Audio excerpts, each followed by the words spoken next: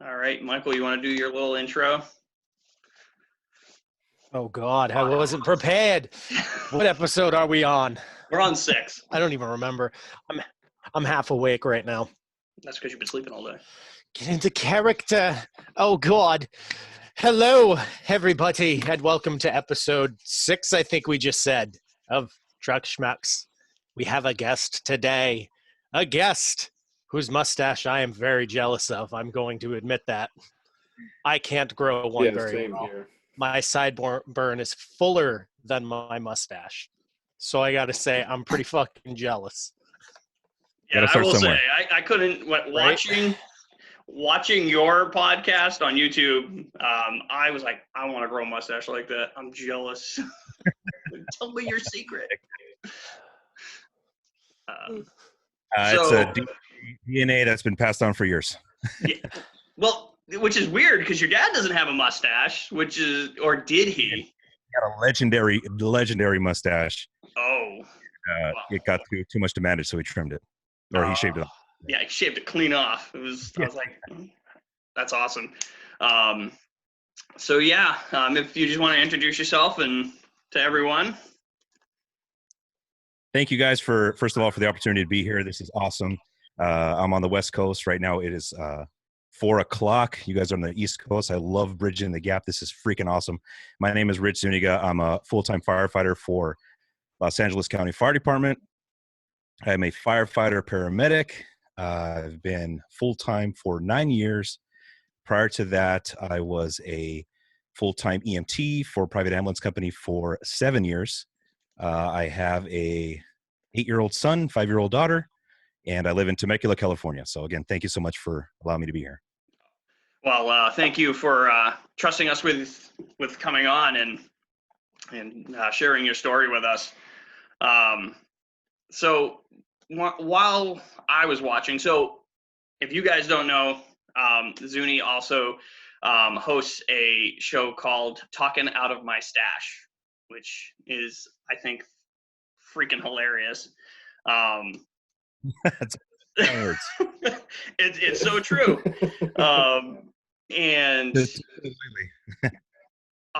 one interesting thing, and I actually did catch on to it, is last night before I fell asleep, I was watching something and you actually caught it. I was like, wow, okay, so my thought was true. You actually named your episodes after Star Wars, which was kind of cool. Yes. That is awesome. I got my arms full of Star Wars tattoos, so. Oh, that is awesome. I'm still working on it. Can you see it there? I can't. I got Darth right here. I got. Oh Jesus. Kylo Ren. It's a work in progress. I got some TIE fighters. I got Darth Vader up on the top with that's the Emperor up here. So I'm a big geek and a big Star Wars guy. So it's a big part of my life. And well, that's all right. I have to hide my nerdiness. So I'm a big comic book nerd. So obviously Captain America. Nice. Captain America is one of my favorites. And I love Star Wars. I have to hide that from a lot of people, but it's out there now. I don't care who you are. Those Ewoks are awesome.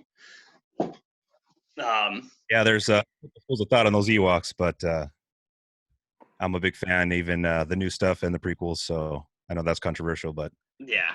I was like on the fence about the whole Mandalorian thing, and then I watched the first 4 episodes just to give it a shot, and I'm like, I'm hooked. Yeah, that's been the best thing that they've come out with for a long time, and I'm looking forward to season 2. So, fortunately, with all the COVID stuff, that's going to get delayed, but I can't wait. Rona. Yeah. So did either of you guys? Sorry, did either of you guys end up reading any of the Star Wars chapter books they actually had out? I'm probably like really making myself look like a nerd right now, but they had Star Wars chapter books. I used to get them as a kid. It was awesome. Yeah, I was a big fan of the stories from the Mos Eisley Cantina, and then there was also a bounty hunter one. It wasn't really a chapter book. It was more of basically any character that you saw in the Mos Eisley Cantina in episode 4. They go on and on about their backstory, who they are, what makes them, and it's pretty interesting. Same thing with the bounty hunters that you see in Empire Strikes Back. They made a whole nother book, and I got it on my bookshelf right here. So I dove into Nice. those. But as far as the expanded universe stuff, I never really got into that. I'm more of a movie guy. Yeah. No doubt. So the other thing that caught me that kind of piqued my interest, we circle, we spiral, and we go left, right, sideways. So eventually we end up getting back on topic. So I'm into it. While you were sitting down with your dad, it was awesome because I too come from a generational family. So just sitting back and my dad was actually on for a hot like 5 minutes on an episode on the like 2 hour long one. My dad came in for a split second. I kind of tricked him into coming on. Yeah, you called him up randomly. Hey, Yeah. you're on the show. What? No. Oh, okay. I'm gonna talk for a little bit. I'm gonna talk Too late. And your dad had some awesome nuggets, and you guys kept referring to these two sayings: getting after it and filling the basket. Can you elaborate on those two things? So really, those are mine. I got to take credit for those. Oh, Fan of Jocko Willink. yep. I don't know if you guys are familiar. Big military guy, and he has a big presence on YouTube, and he's very motivational and has a lot of great things to say about leadership and everyday life and applying the military style to just solving everyday problems, which I love. And his big thing is get after it. Put yourself out there. Make a name for yourself. Make a positive name for yourself. Make a good first impression. All those things are under the same kind of umbrella of making your person and your legacy live long further than you can. And that's just in general, not just the fire service or anything, just in life. And so in my experience, being the one that sticks out, being the outgoing one, being the loud one has been to my advantage. And I don't know, it's all the same. I mean, no matter where you're from, wherever fire service or fire station, it's pretty similar. The big thing is blend in. Sound familiar? Oh yeah. Blend in the academy, be in the middle of the road. Don't be the best guy, but don't be the worst guy. That never worked out for me. I always stuck out like a sore thumb, and that I couldn't escape, and I used it to my advantage. So I encourage people to put themselves out there so that they can be seen, they can be heard, and more opportunities arise for them. What was the second part of that you asked me? So getting after it, we just covered, and then filling the basket was kind of cool. And it's similar to it's like tools in your toolbox, and learn as much as you can. That's what I got. Yeah, it really was. I had a one-on-one meeting with a fire chief just to get some pointers early on in my career. I had that awesome opportunity, so I took it, dressed up in my suit, went in there, and just really listened to what he had to say. And the biggest takeaway from that meeting was he said his advice was to fill my basket. And basically what that was, just like you said, training, tools, experiences, things related to the fire service that makes you more marketable to the department so that you as an individual have something to offer those employees and the department and the community in that area. And the more your basket was full, cornucopia, Easter basket, what have you, the more you're going to have to give back to that department and the community. Right on. Thank you. And most of us, we will, if you've listened to all of our podcasts, we are very firefighter oriented. I don't know about Travis. The last episode, Travis kind of started getting into his medical nerdiness. So I'm a firefighter that has to be an EMT to work. But just listening, and you inspired me to okay. And I was talking to Bagels and Travis about this earlier in the week. I was like, I kind of want to go get my medic. I think he fucking finally solidified me going after it. All right. And I kind of get and I work in the medical field Monday through Friday. 4 days a week now with COVID going on.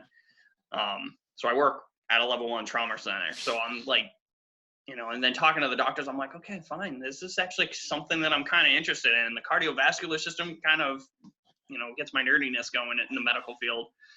So, but on that, you want to talk about your first experience with medic school? Absolutely. 100%. 100%. What is it exactly you wanted to embellish? Well, you have no qualms of hiding that you failed the first time. Yeah, no problem at all. Yeah. So that was kind of interesting to me. You kind of pretty much was like, yeah, it's okay to fail. Just earn your fuck up and keep going. Which I was like, yeah, I mean, shit. well, the reason why I'm so adamant about sharing that is because that was a life changer. People talk about game changer stuff. That experience changed my freaking life.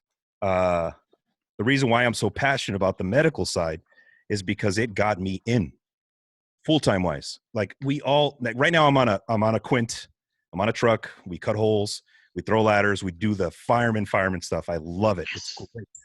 It's the best. But what got me in the door on the West Coast, because it's so competitive, was the paramedic stuff. So again, to fill my basket, to take that advice from that chief that I got early on, I knew I had to go through medic school, and it did help. The reason why I want to share the failure is because anyone that is successful and that has had any kind of achievement or self-worth, gratification, humbleness, all that stuff, you have to go through the bumps. You have to go through the failures. And I want to show those that are coming up that it's okay to fail. Embrace it.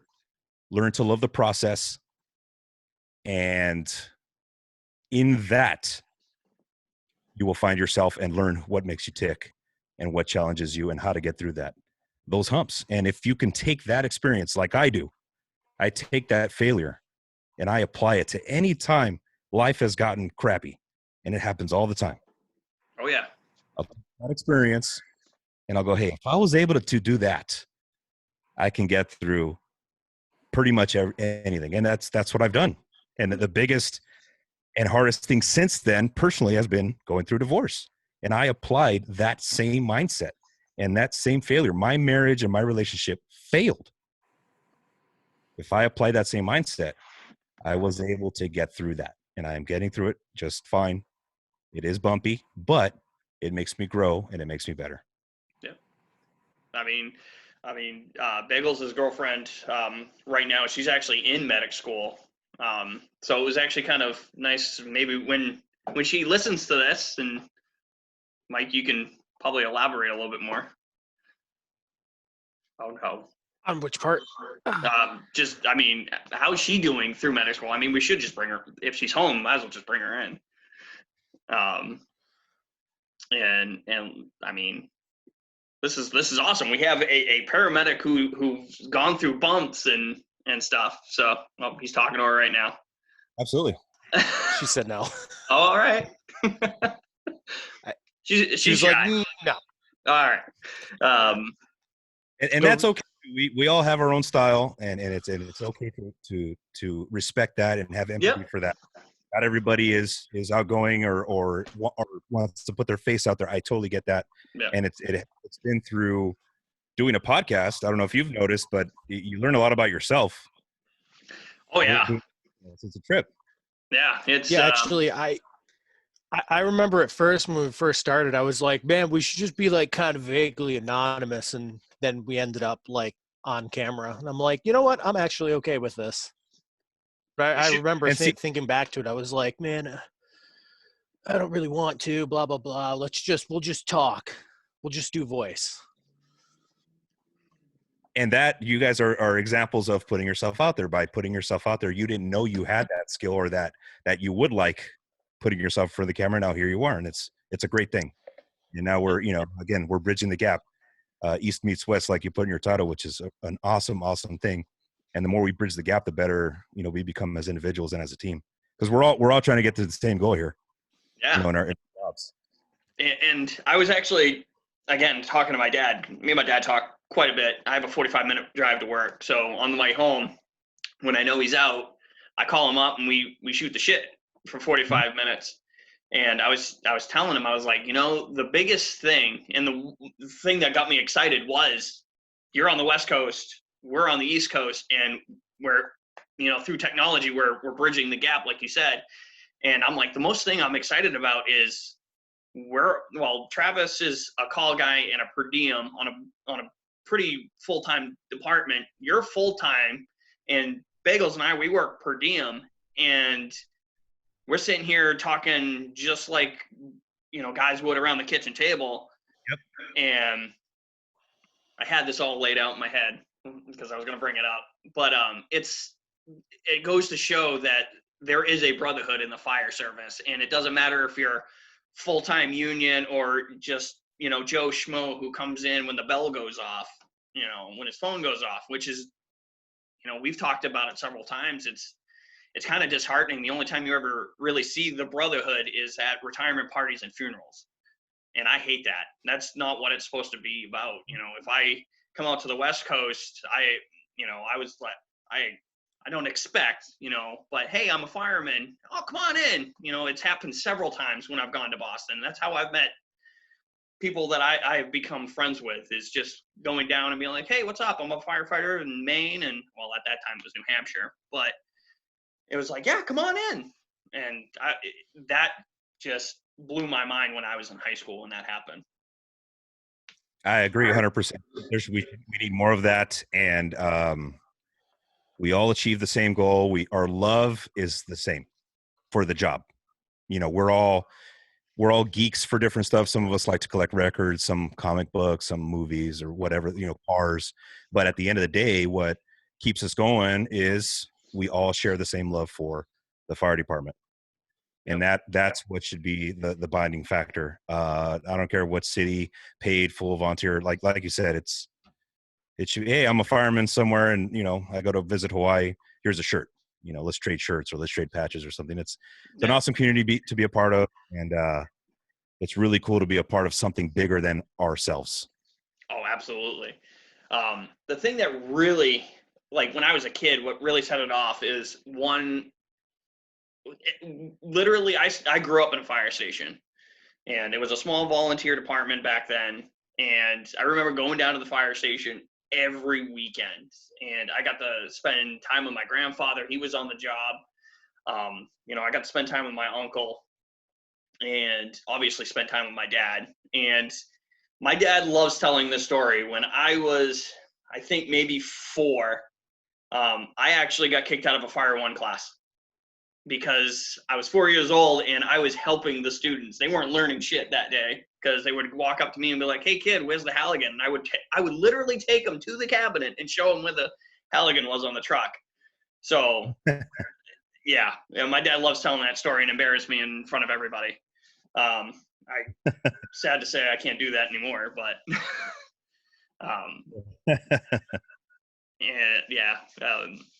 but that's what I remember is, my dad being like, hey, do you have quarters in your piggy bank? Because after the meeting tonight, we're going to play quarters.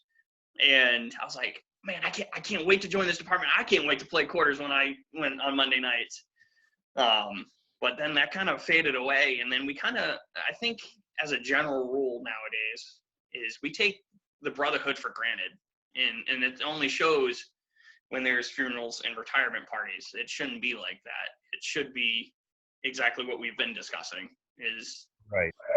Sitting back and having a couple of beers with your brothers and grilling and treating it like a family as it is. I mean, we see some pretty dark shit and it messes us up here. So if we can be around like-minded individuals and not talk about the dark shit and talk about the fun stuff and share a few laughs and kind of embarrass each other. That's what I love about the fire service is the brotherhood and the camaraderie. But that's exactly why I signed up. Yep. And I mean, your dad was full-time, if I remember correctly, too. So, yes. I mean, you know what I'm talking about. I kind of miss those days. So we had it for a little bit. I mean, Bagels and I's department, where we're going through this like little rough transition, as every fire department does, but ours is pretty public out there. About staffing issues or what? Bagels, Because you we're want to elaborate? I'm not going to get into it Okay. fine. because I'll probably end up. I'll probably he'll end up go going on a off little soapbox. bit. So mainly it's a leadership issue, like most fire departments go through. Okay, I respect that. I respect that 100%. Yeah.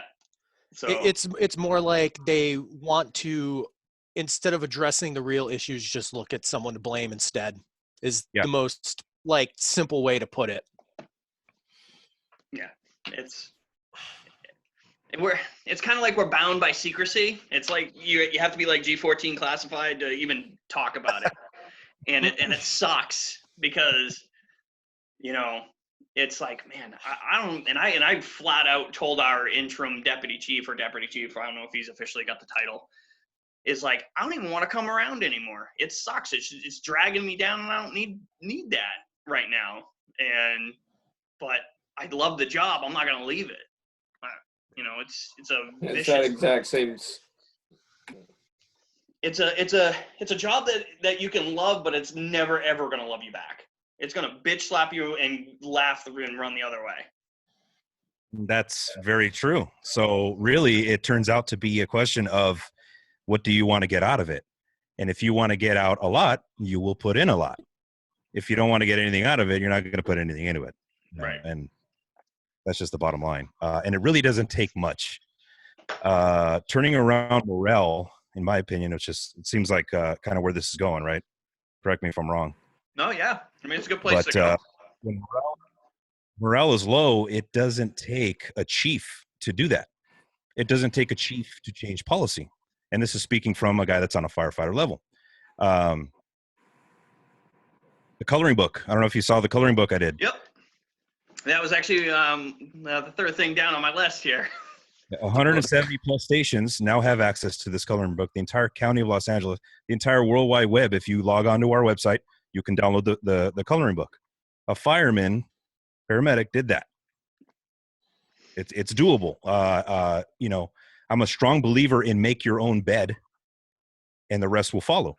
If every morning you make your bed, make sure it's nice and tidy, and you go out and you start your day, everything else will follow. What am I trying to say with that? Basically, think it's the whole think globally, act locally mindset. So you can't change the world if your own life is all jacked up.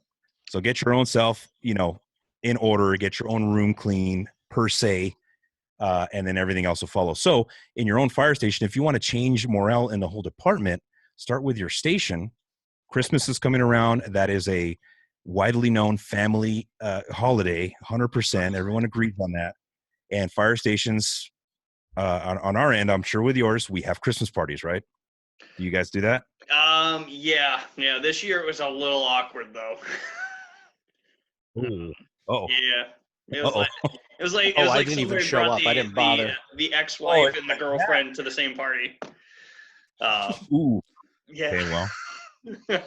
Basically, the simplest way to put it, the place stopped being family at one point.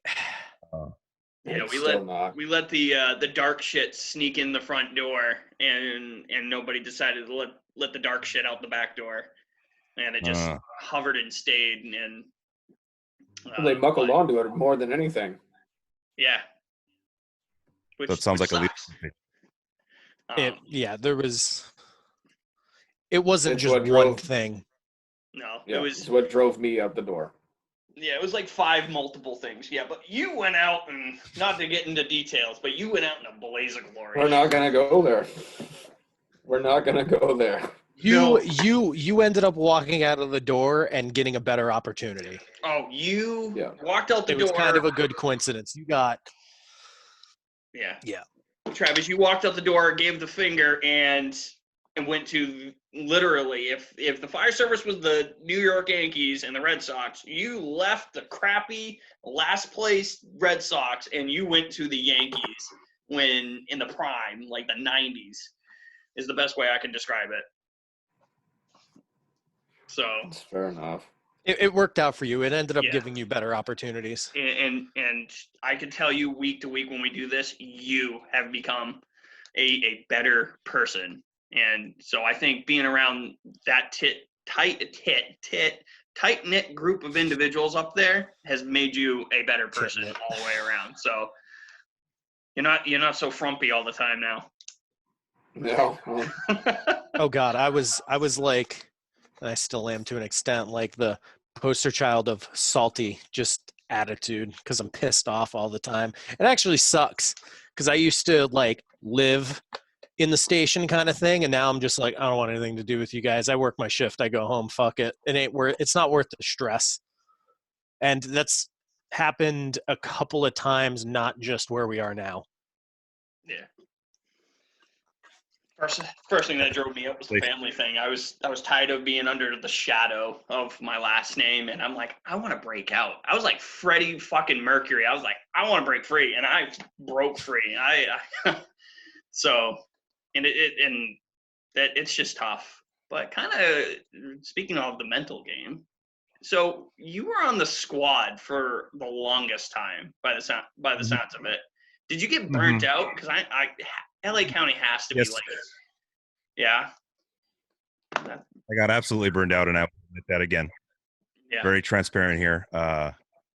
7 years on the ambulance, which is similar, but it's not because you're not in a hot seat. You're not making decisions. You're just driving the ambulance and you're, shuttling the gurney back and forth, basic EMT. But you're still running the same call volume. You're holding the wall at the hospital. It's a different side of it. Becoming a paramedic was cool because I got to now be in that role. But you're running 15, 20, 25 calls a shift.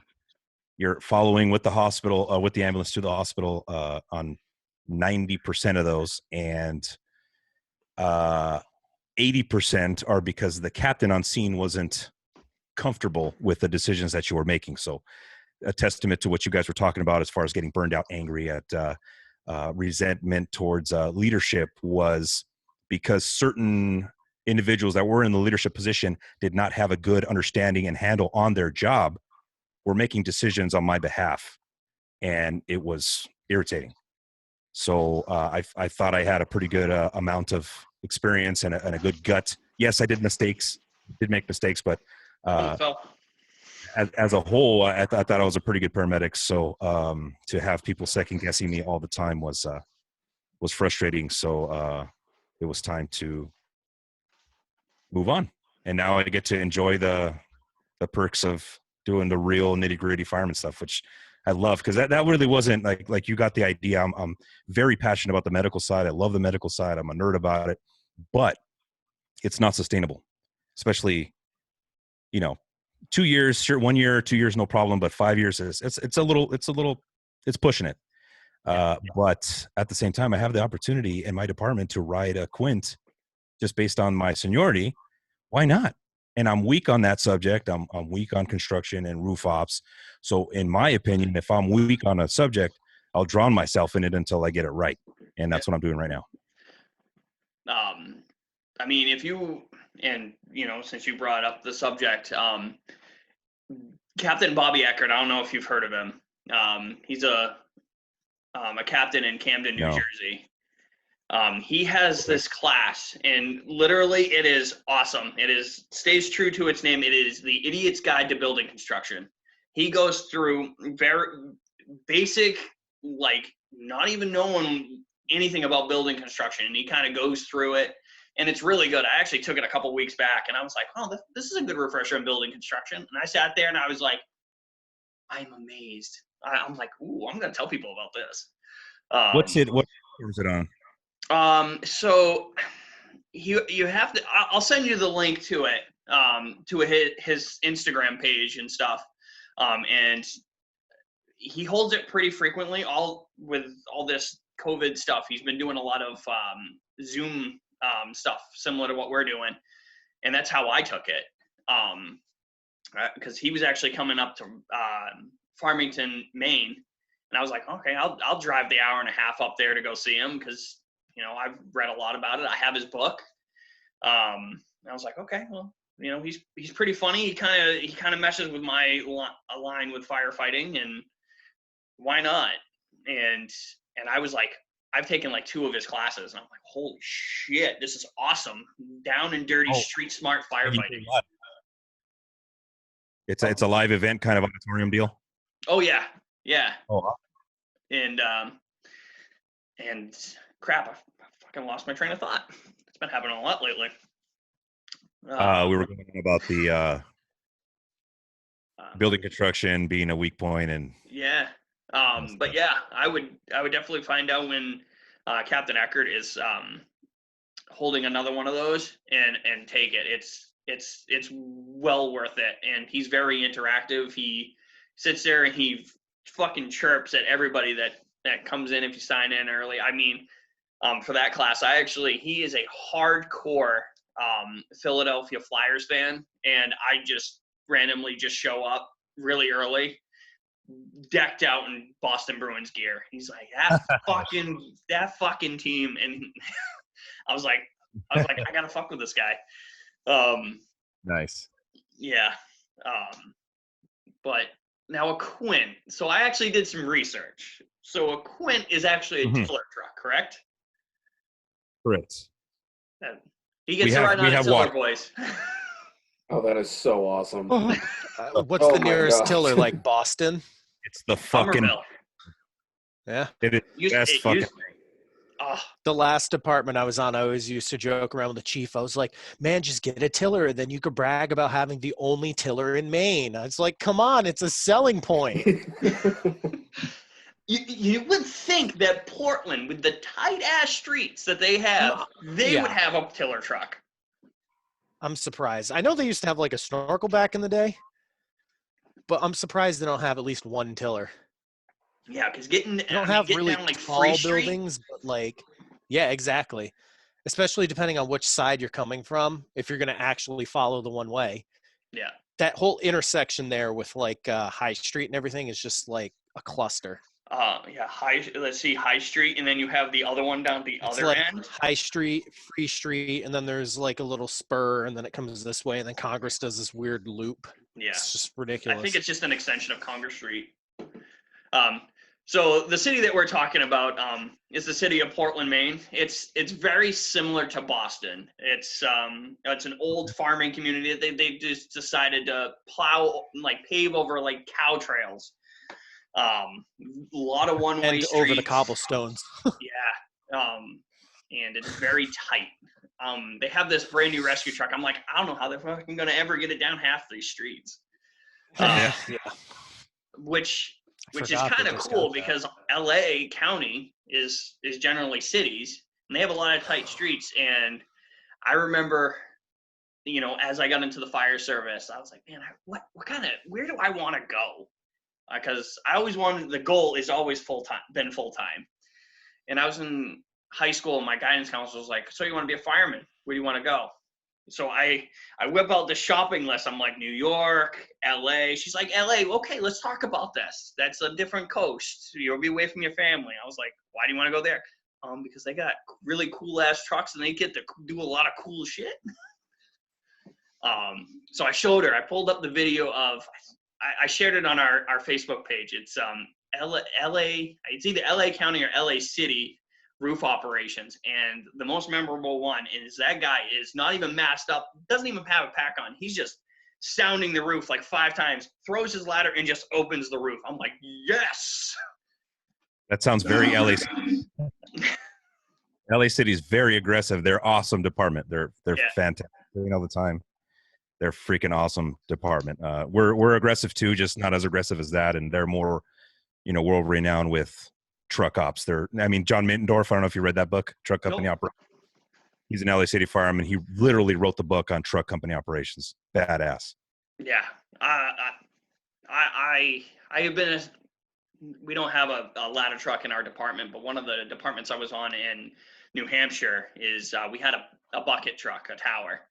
And I happened to, getting on as a probationary firefighter. They assigned me to, we were assigned trucks. We never really followed it, but we were assigned to it. And I happened to get the lucky draw of being assigned to the tower. So I'm like, I am going to live this up. I'm going to live this to the fullest. So I went out, I ordered a red Boston style helmet front with a red one on it, and I was like, I kind of want to red top my helmet. And my buddy's like, no, don't do that. A little too much, too quick. At that time, I was like 6 years into the service, so You got to earn it, right? yeah. Which is kind of interesting, like looking at between us on the East Coast and you guys on the West Coast. I mean, there are some big noticeable differences. Like, I think the only department in California that I've ever seen, and I could be wrong, I probably good I'm wrong, is San Francisco. They run traditional style leather helmets. And Yes. You guys wear the Phoenixes. Yes. Is that just their tradition, and you guys just aren't allowed to wear leathers, or what's up with that? Yeah, really. I can't speak for San Francisco because I don't have any friends or experience with that department. But for us, we're just so big. I mean, as far as the county is concerned, we're so big, 170 plus stations. We tend to get the lighter, easier to work with, replaceable equipment, and that includes the rigs. So we don't have the rigs because when we need to do an order of new rigs, we got to order hundreds of them instead of one or two. Yeah. So some of the departments around around us that have 2-3 station departments, they can get the high llama stuff. So the leather helmets, they're a lot more expensive, and we're stuck with the Phoenix plastic ones. Not that they're any better or worse. The leathers definitely look a hell of a lot cooler.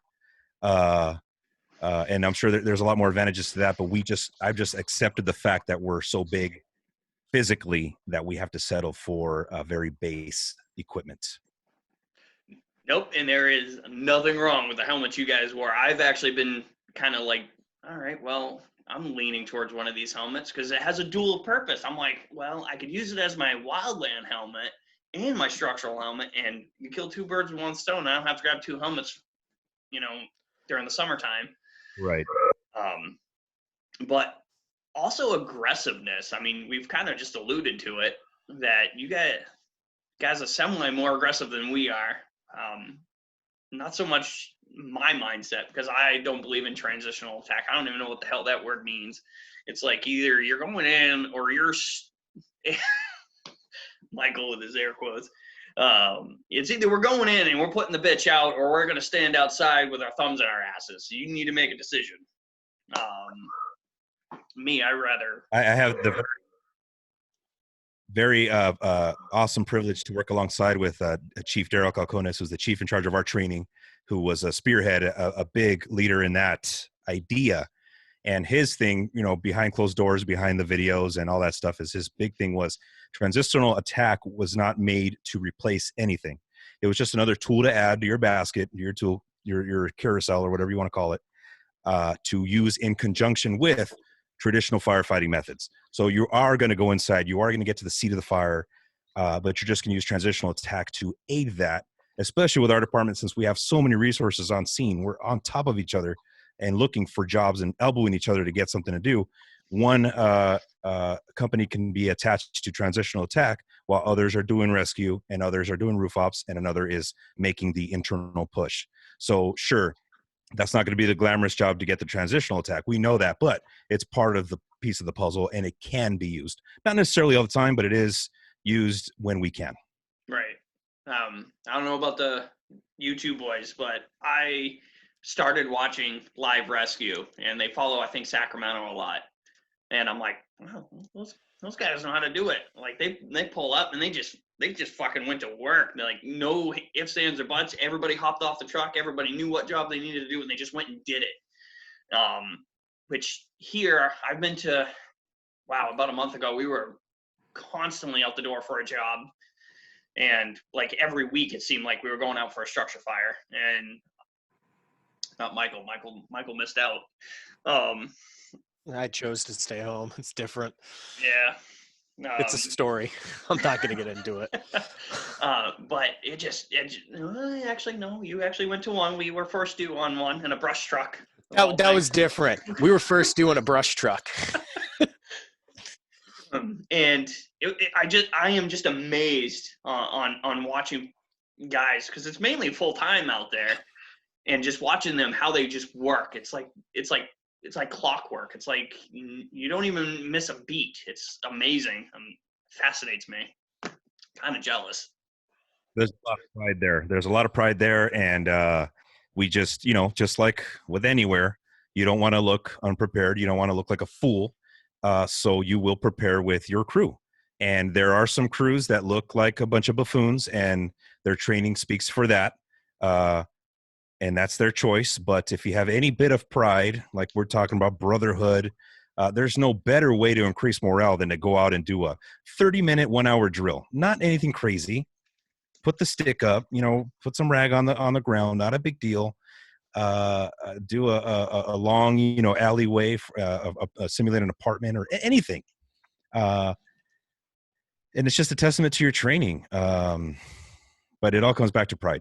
If you have any pride in the job, if you love it and you have love for your crew, you got to, I have the privilege of working with awesome guys in the station, all 3 shifts.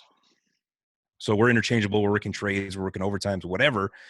We know that we can fit into certain roles.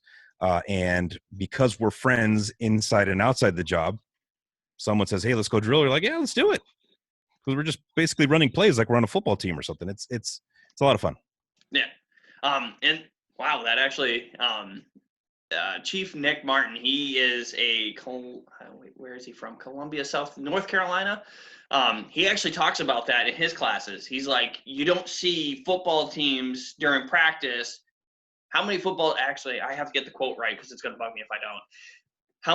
You don't see football teams not touching the football during practice. It's always full contact.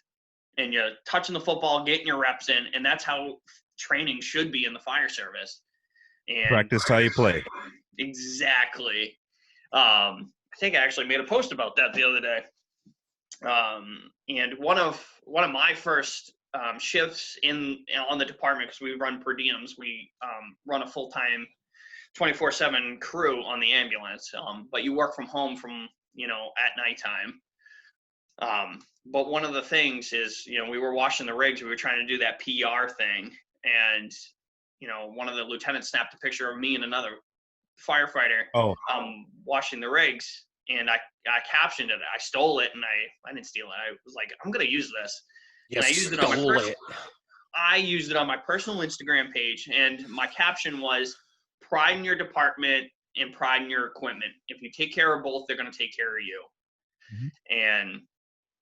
And that's how I have always seen it. I mean, I had the fortunate pleasure of spending 12 weeks at the New Hampshire Fire Academy, and it was just guys who love the job, one of the instructors, and I absolutely love him, and I will use his name, Bob Welch.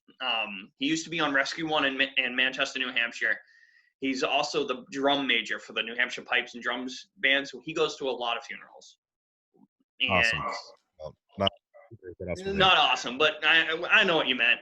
But he was like, I push you guys hard here, because when you guys get out there and you guys make a mistake and you fuck up, I don't want to go to your funeral. So I'm going to push you hard here so you do the right things there when the shit's real. And that stuck with me. I'm like, holy shit. And I'm like, this guy knows his shit. I'm gonna be a bug in his ear just to learn from him, because he's very traditional. He believes in the Brotherhood, which is awesome. And I was like, I really like you. And he actually he's a hard ass. I'm gonna say it, he's a fucking asshole when the first day he comes in and trains you. But as you start getting going and he starts seeing who's gonna make it in the job, and he kind of like, hey, good job. He kind of like befriends you, and I know you exactly, and that's how it should be. I'm not gonna bust your balls and be a dickhead because I want to be. No, I want to make sure that you're gonna be able to do this job. When the shit hits the fan, you're gonna be up my ass making the push to the fire. And part of the team. You help exactly.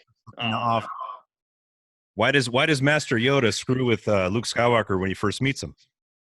Same concept. Exactly. I'm so glad we tied a Star Wars reference into this whole I always talk about do. firefighting. Fucking with Luke, and Luke's like, "Fuck this! It's swampy. It's wet. I can't stand this shit." He's being impatient, and Yoda's like, "I can't train him. Nope. I can't do it. He sucks." Same concept. My fucking dad, I was like, all right, I'll give it a try. And then he dropped the fucking Yoda bomb of there's no try on me. I'm like, you son of a bitch. This when Yoda's able to use the Force and lift Luke Skywalker's X-wing out of the swamp, what is Luke's reaction? I don't believe it. And Yoda says, "That's why you fail, because you don't fucking believe." That's step one. You got to be into it. Yep. If you believe in this, you believe in the Brotherhood, you believe in the department, you're naturally going to give back. You're naturally going to be motivated, and you're going to be happy, which is the ultimate goal. Yep. And Travis, you want to jump in on that? Because again, we talked about it like 20 minutes ago, how one simple flipping of the bird just made you a better person all the way around. And now, we get these awesome videos of you being like, "Oh, look what I get to do, guys. I'm driving the rig today." We never got that when you were on our department, and now we're getting them, and you're like, "I'm on the engine today. I'm on the squad today, boys." And it's really awesome, to see that, just that little change, and you're like, I fucking love it. And the biggest thing that pushes that is really just how, I'm going to sound cliche with this, but it's the overall feel of the department itself. Granted, I mean, just as with anything else, it has its rocky days. It has days where, people are like, "Oh, I don't want to be at work," but it's a good department. People are on their shit. They like to train, and they don't. You don't ever run into. You ask somebody for help, or you want to go over something like, "Do we do it?" Just go look it up on YouTube. No. When in the department we all three work on, that happens a lot, and I got tired of it. Or you weren't in the clique, so you didn't get to go see the cool shit or be a part of the cool stuff. Sometimes it would be scheduled when you weren't around, which, to summarize the place where I used to work with Mike and John, unfortunately it's a good old boys club. You have to meet a certain mold or you become a target. And it shows even out on scenes. Which is even more regrettable. But no, the transformation I felt after leaving that department was within a week. Because going to work where I am now, like there's so many people in this department, like there's shifts that I will be around complete strangers. And I'm like, hi, I'm Travis, and I'll be that guy who's just sitting in the corner like, all right, and I kind of feel out the crowd a little bit. But no, it's so I'll stop rambling. It's awesome. The change I felt after about a week of being out, I wasn't frustrated anymore. The constant pissiness left, and it was a good change overall. I mean, and you're a call guy on another extremely busy, well, I can't say it's busy, but on the EMS side, you don't see many fires. It is not anymore. No, I mean, well, obviously never. So today actually kind of confirmed it for me. I work as a medical assistant in a clinic, and one of our patients, she was like telling me the story. I'm like, you should call 911. She's like, but I can't go with my mom. I'm like, that shouldn't stop you. There is clearly an emergency for your mom. If you can't go physically into the hospital, they'll at least, one of you can go ride behind the ambulance. And when you get to the hospital, go in and say, hey, my mom's here. Can you give me an update? They'll at least give you that. And like literally 10 minutes after I got off the phone with her, we see the update that she actually went to the hospital. I'm like, I feel like my talk and kind of reassure her that the hospital's still going. It's not full of COVID patients. We run an ER for a reason. It's an emergency, and your mom's having a psychological emergency. Go on. It's okay. You're not going to get COVID if you go into a hospital. I mean, we're all masked up, and it's crazy that the entire world thinks that the entire hospital's overfilling with these patients, and they're not. We have literally 13 patients admitted to our hospital right now with COVID. That is it, 13. Ooh. And I'm sure it's pretty heavy out in California, obviously, which... Yeah, and that's 13 at the biggest hospital in the state. The only level 1 trauma center in the state. Yeah. So, and being able just to talk people down is the biggest thing. And, we had a fire a while back, and me and Mike were on it. We were actually the first two. We were actually joking about it about 5 minutes ago or so. And, I was like, hey, my experience kicked in because I've been doing this job since I was 16. I know a thing or two, or I think I know a thing or two. And me and Mike, we were debating all the way to this fire, like, oh, we should start a second alarm. We should start a second alarm. As you should. Yeah, and it was. Well, I was like, hey, we're 2 miles away and we see a smoke column. This is a rural community. It's not unreasonable to call a first right now, so let's do it. And then we get there and the barn's fully involved, extending to the house. We didn't know it was abandoned yet, but I was like, again, water supply is going to be our issue. Let's go to a second. In retrospect, the only thing I would have done different is instead of a second alarm, I would have requested a tanker task force. That's the only thing I would have done differently. Yeah, first alarm. I was just like, I know I will get more water with a second, so I'm just going to call it. Yeah. When do you guys get on a... Oh, God, I don't remember. So, obviously, it's different. Automatics are a ladder, another engine, a tanker. I'd have to review, but at first it's just like more engines, more tankers. Yeah. But this particular life rescue issue, like you're saying, you had a exposure, so that's going to tie up another couple resources right there. Yeah, and initially the second alarm got called off, and then the acting deputy chief got there, and he had thick, swirling brown smoke coming out of the eaves. He's like, "Oh, maybe I should keep my second alarm coming." And maybe we should actually do that. Yeah, I'm like, "Why you?" And at one point I was like, "Man, I'm rolling over my head." And I'm like, oh, we got mutual aid companies coming in from New Hampshire. I'm like, hey, we should switch to our TAC channel and our dual band repeater in the truck. And I was pretty much blown off on that. And I'm like, okay. Hey, how we're using UHF and they're using VHF? Mm-hmm. Hey, we have a thing that makes us talk to each other. Maybe we should use it. Nah. And I pretty much got that. I got the whatever, kid, you're wearing a black helmet. And it was from a red helmet. And I'm like, the same. I'm like, okay. And then that's another story in itself, but. And 2 minutes later, And 2 minutes later, I hear, hey, we should switch the dual band repeater on. I'm like, and I actually said it out loud. I'm like, who thought of that? There's an idea.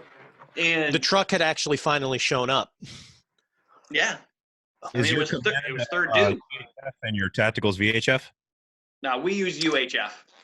So for some reason, the county we're in is like the only county in the state that uses UHF. So really what it is like New Hampshire uses VFire 21 as the channel for like everything. And then we're on our UHF. So we just have a repeater to do our tactical frequency into the like state tactical frequency. That's really all it is. Okay. That, and we can do a bunch of other channels, but that's really what the common words, that's what the whole point of it really is, as to why we have the crossband repeater. Yeah. So then they don't have to get their own radios. They could just keep using theirs. Gotcha. And they don't have to, when the excuse me, I'm going through puberty now. When the officer hops off the truck, because our neighboring departments are primarily full-time. So when the officer hops off the rig, they don't have to grab another radio. They can just, switch to, V-Fire 21. And it's like, oh, now we can talk. But yeah, that was a pretty cool fire. Haven't been one like that. And it came out as a barn. And when you think, and I've been to several barns, because the community I used to live in, we were a small farming community. And I'm like, okay, it's a barn. It doesn't have to be very big, but it was a big barn. And then it's extended to the house. I'm like, oh, fuck. And when I get up there, my instincts kick in and I start looking and I see footprints going into the house. I'm like, fuck. And I yelled down and I was like, I need another person so we can at least go down and make a decent search, because this fire is coming at us hard. Yeah. And I'm like, we got to go in here and at least make an attempt to do a search. But luckily enough, it was legit abandoned, which you never ever assume. Every building is occupied until you prove it isn't. Mm-hmm. We had to go back for a week. We had to go back and do some massive overhaul on that the next day. But that was fun. It was good training for our explorers. So actually, that entire fire was a good training for our explorers, because I was like, one of them was like right here on me. He's like, "What can I do?" I'm like, "Here's the hose. Hold this. Spray there." Because we weren't going in. Which kind of leaves me to collapsed like 5 minutes into being on scene or something.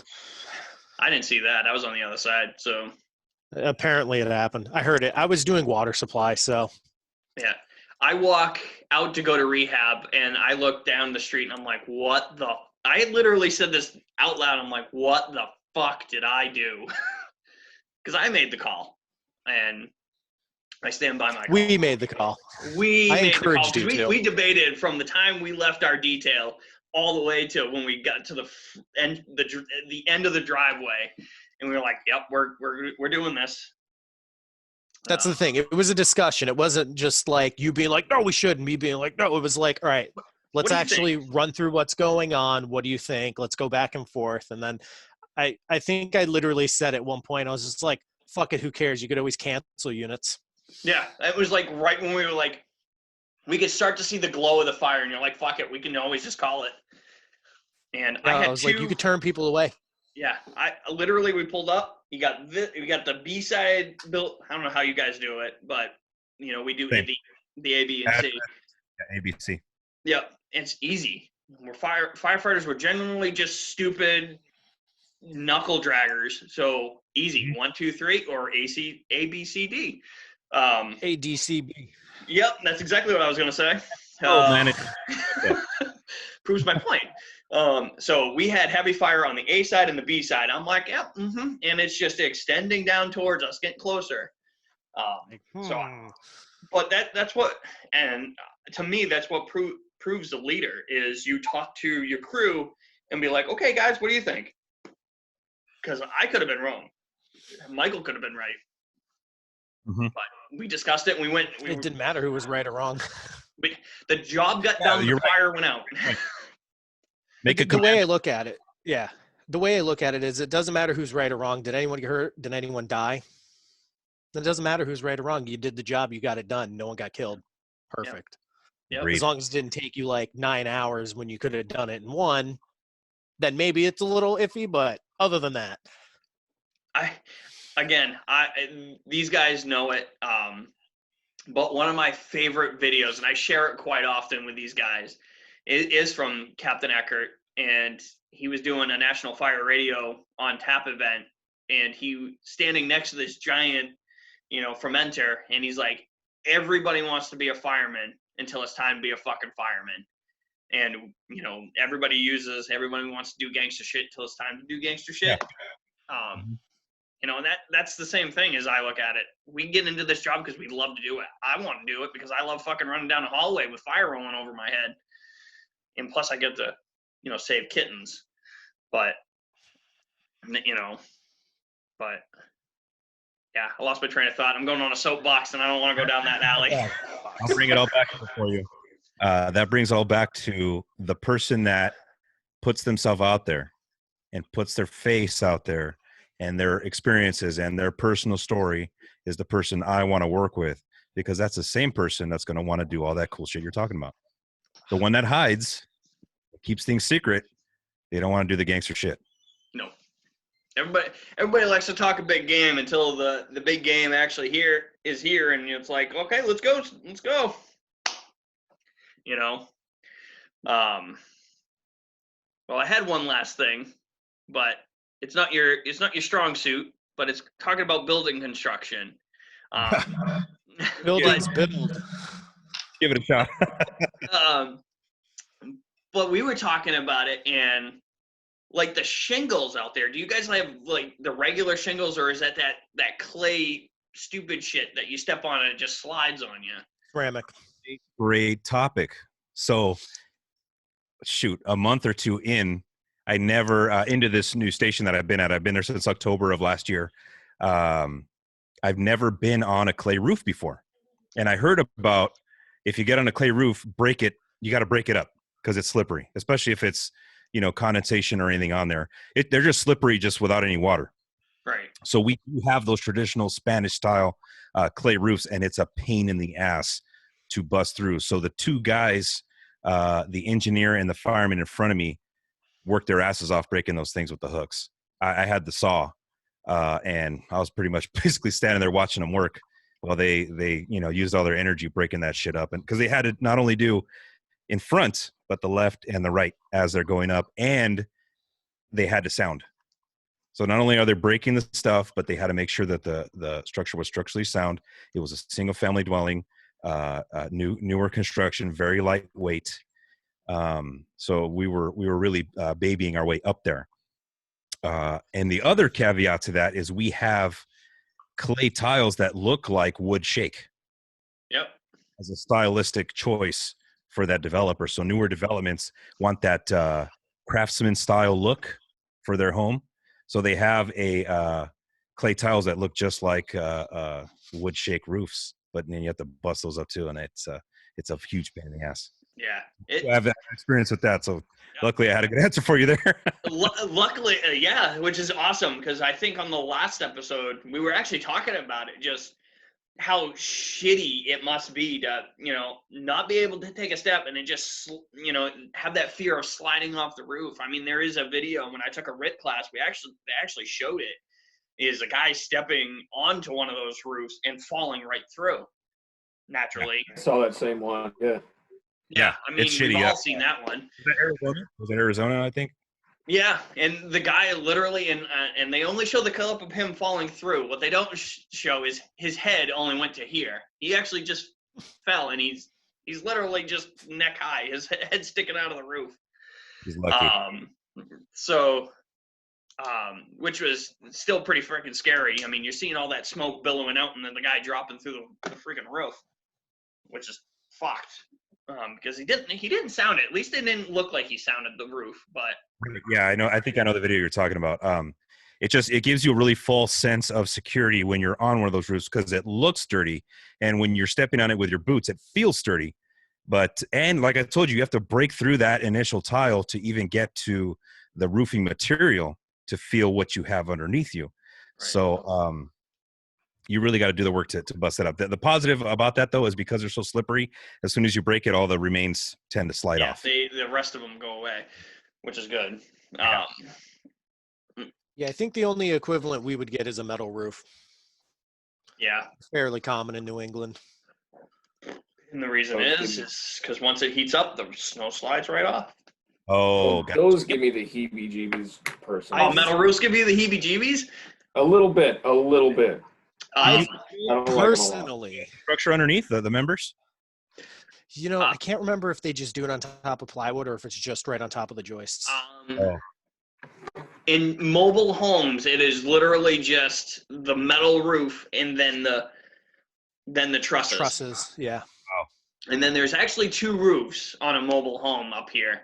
At least my experience is you get the regular truss and then the metal roofing, and then you actually have the flat mobile home sealant roof Right. that's like underneath it. Uh-huh. But once, and to Travis's point, it's creepy because you're standing on top of metal and it doesn't take very much heat to heat up aluminum, and it's spongy. Yep. You use rotary saws to cut through that? Yeah. Oh yeah. I'm sure someone would just do it with a bullet chain. You know what? That's one too. Or you know what? If you're really fucking ballsy, just take a Boston hook and just hook and peel. Not a metal roof, but I have vented with a flathead axe before, and it's not fun.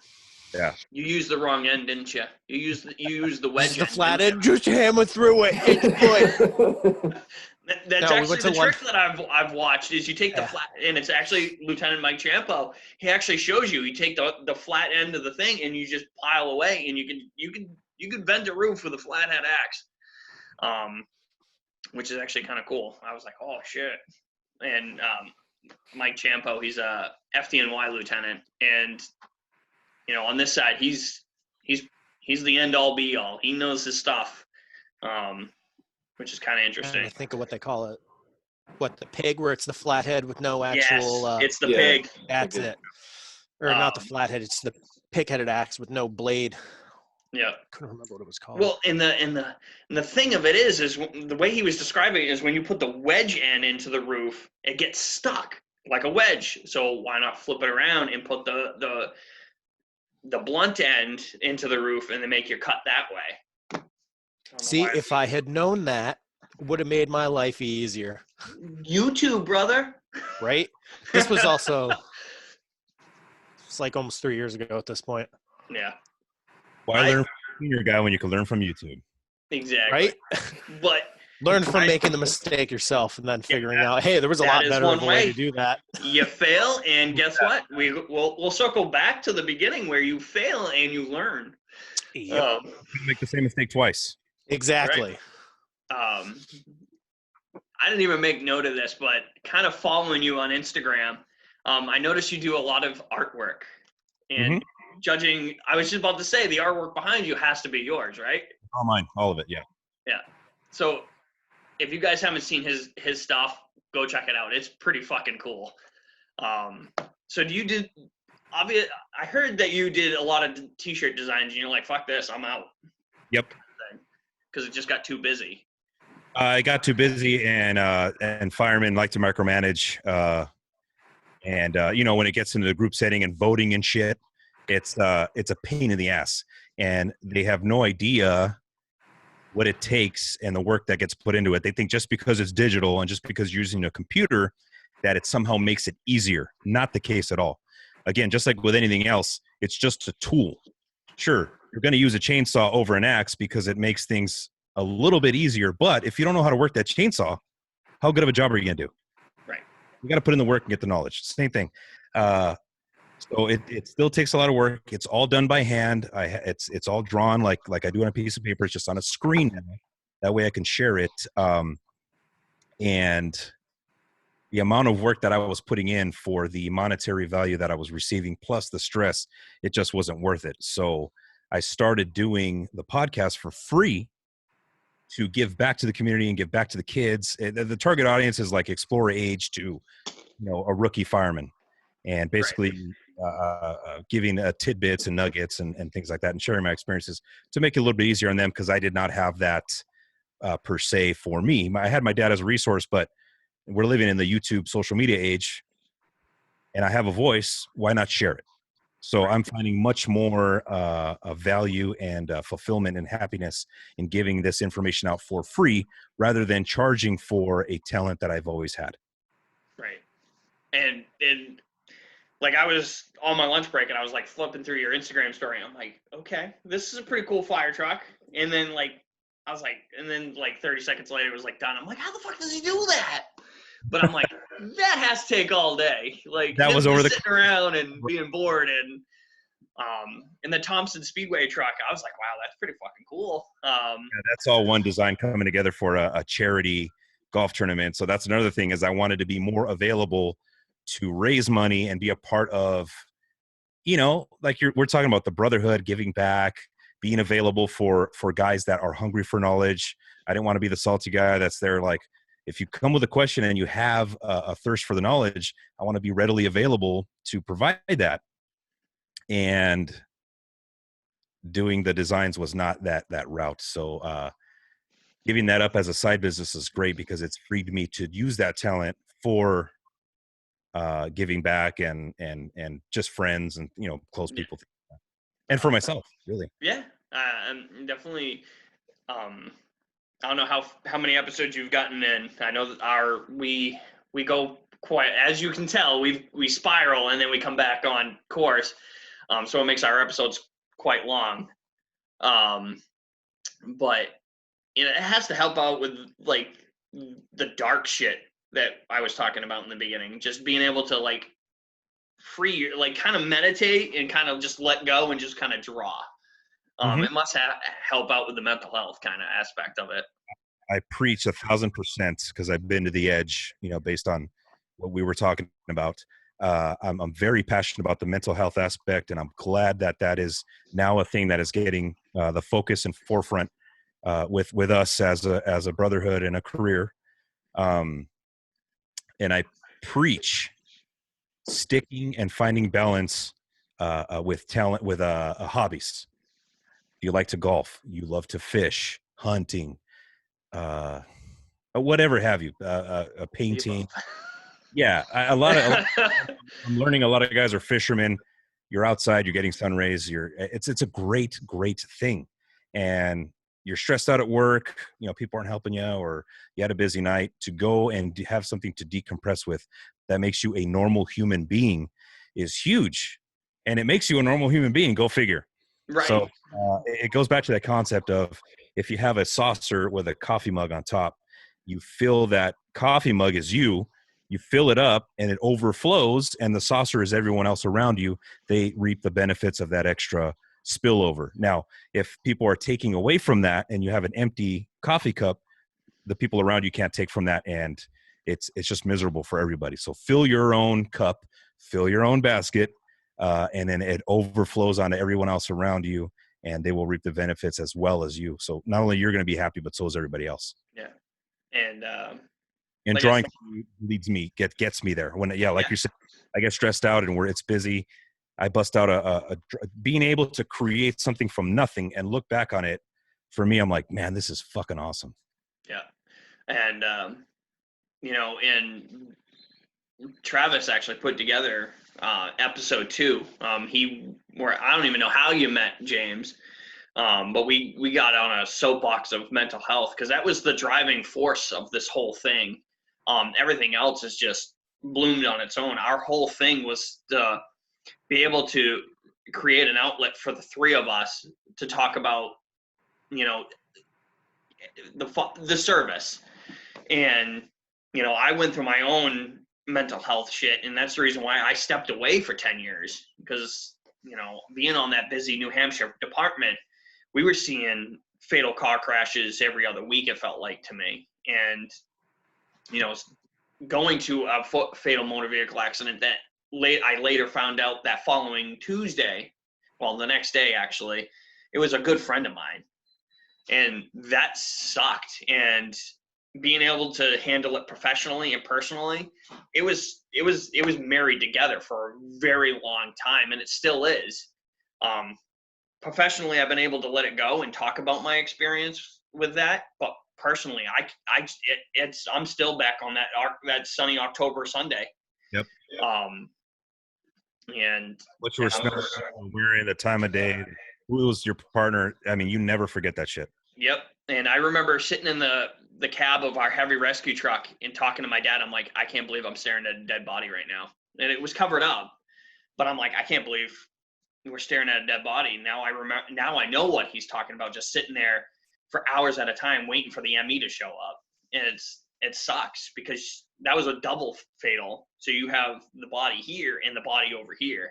And it's like, you can't do anything. And what really kind of bring this back to the circle is the three of us, we were at an active shooter, and the three of us were just standing around. It's like, let's fucking go, Chief. We gotta get us in there, but we have to make sure that the scene is safe for us to enter.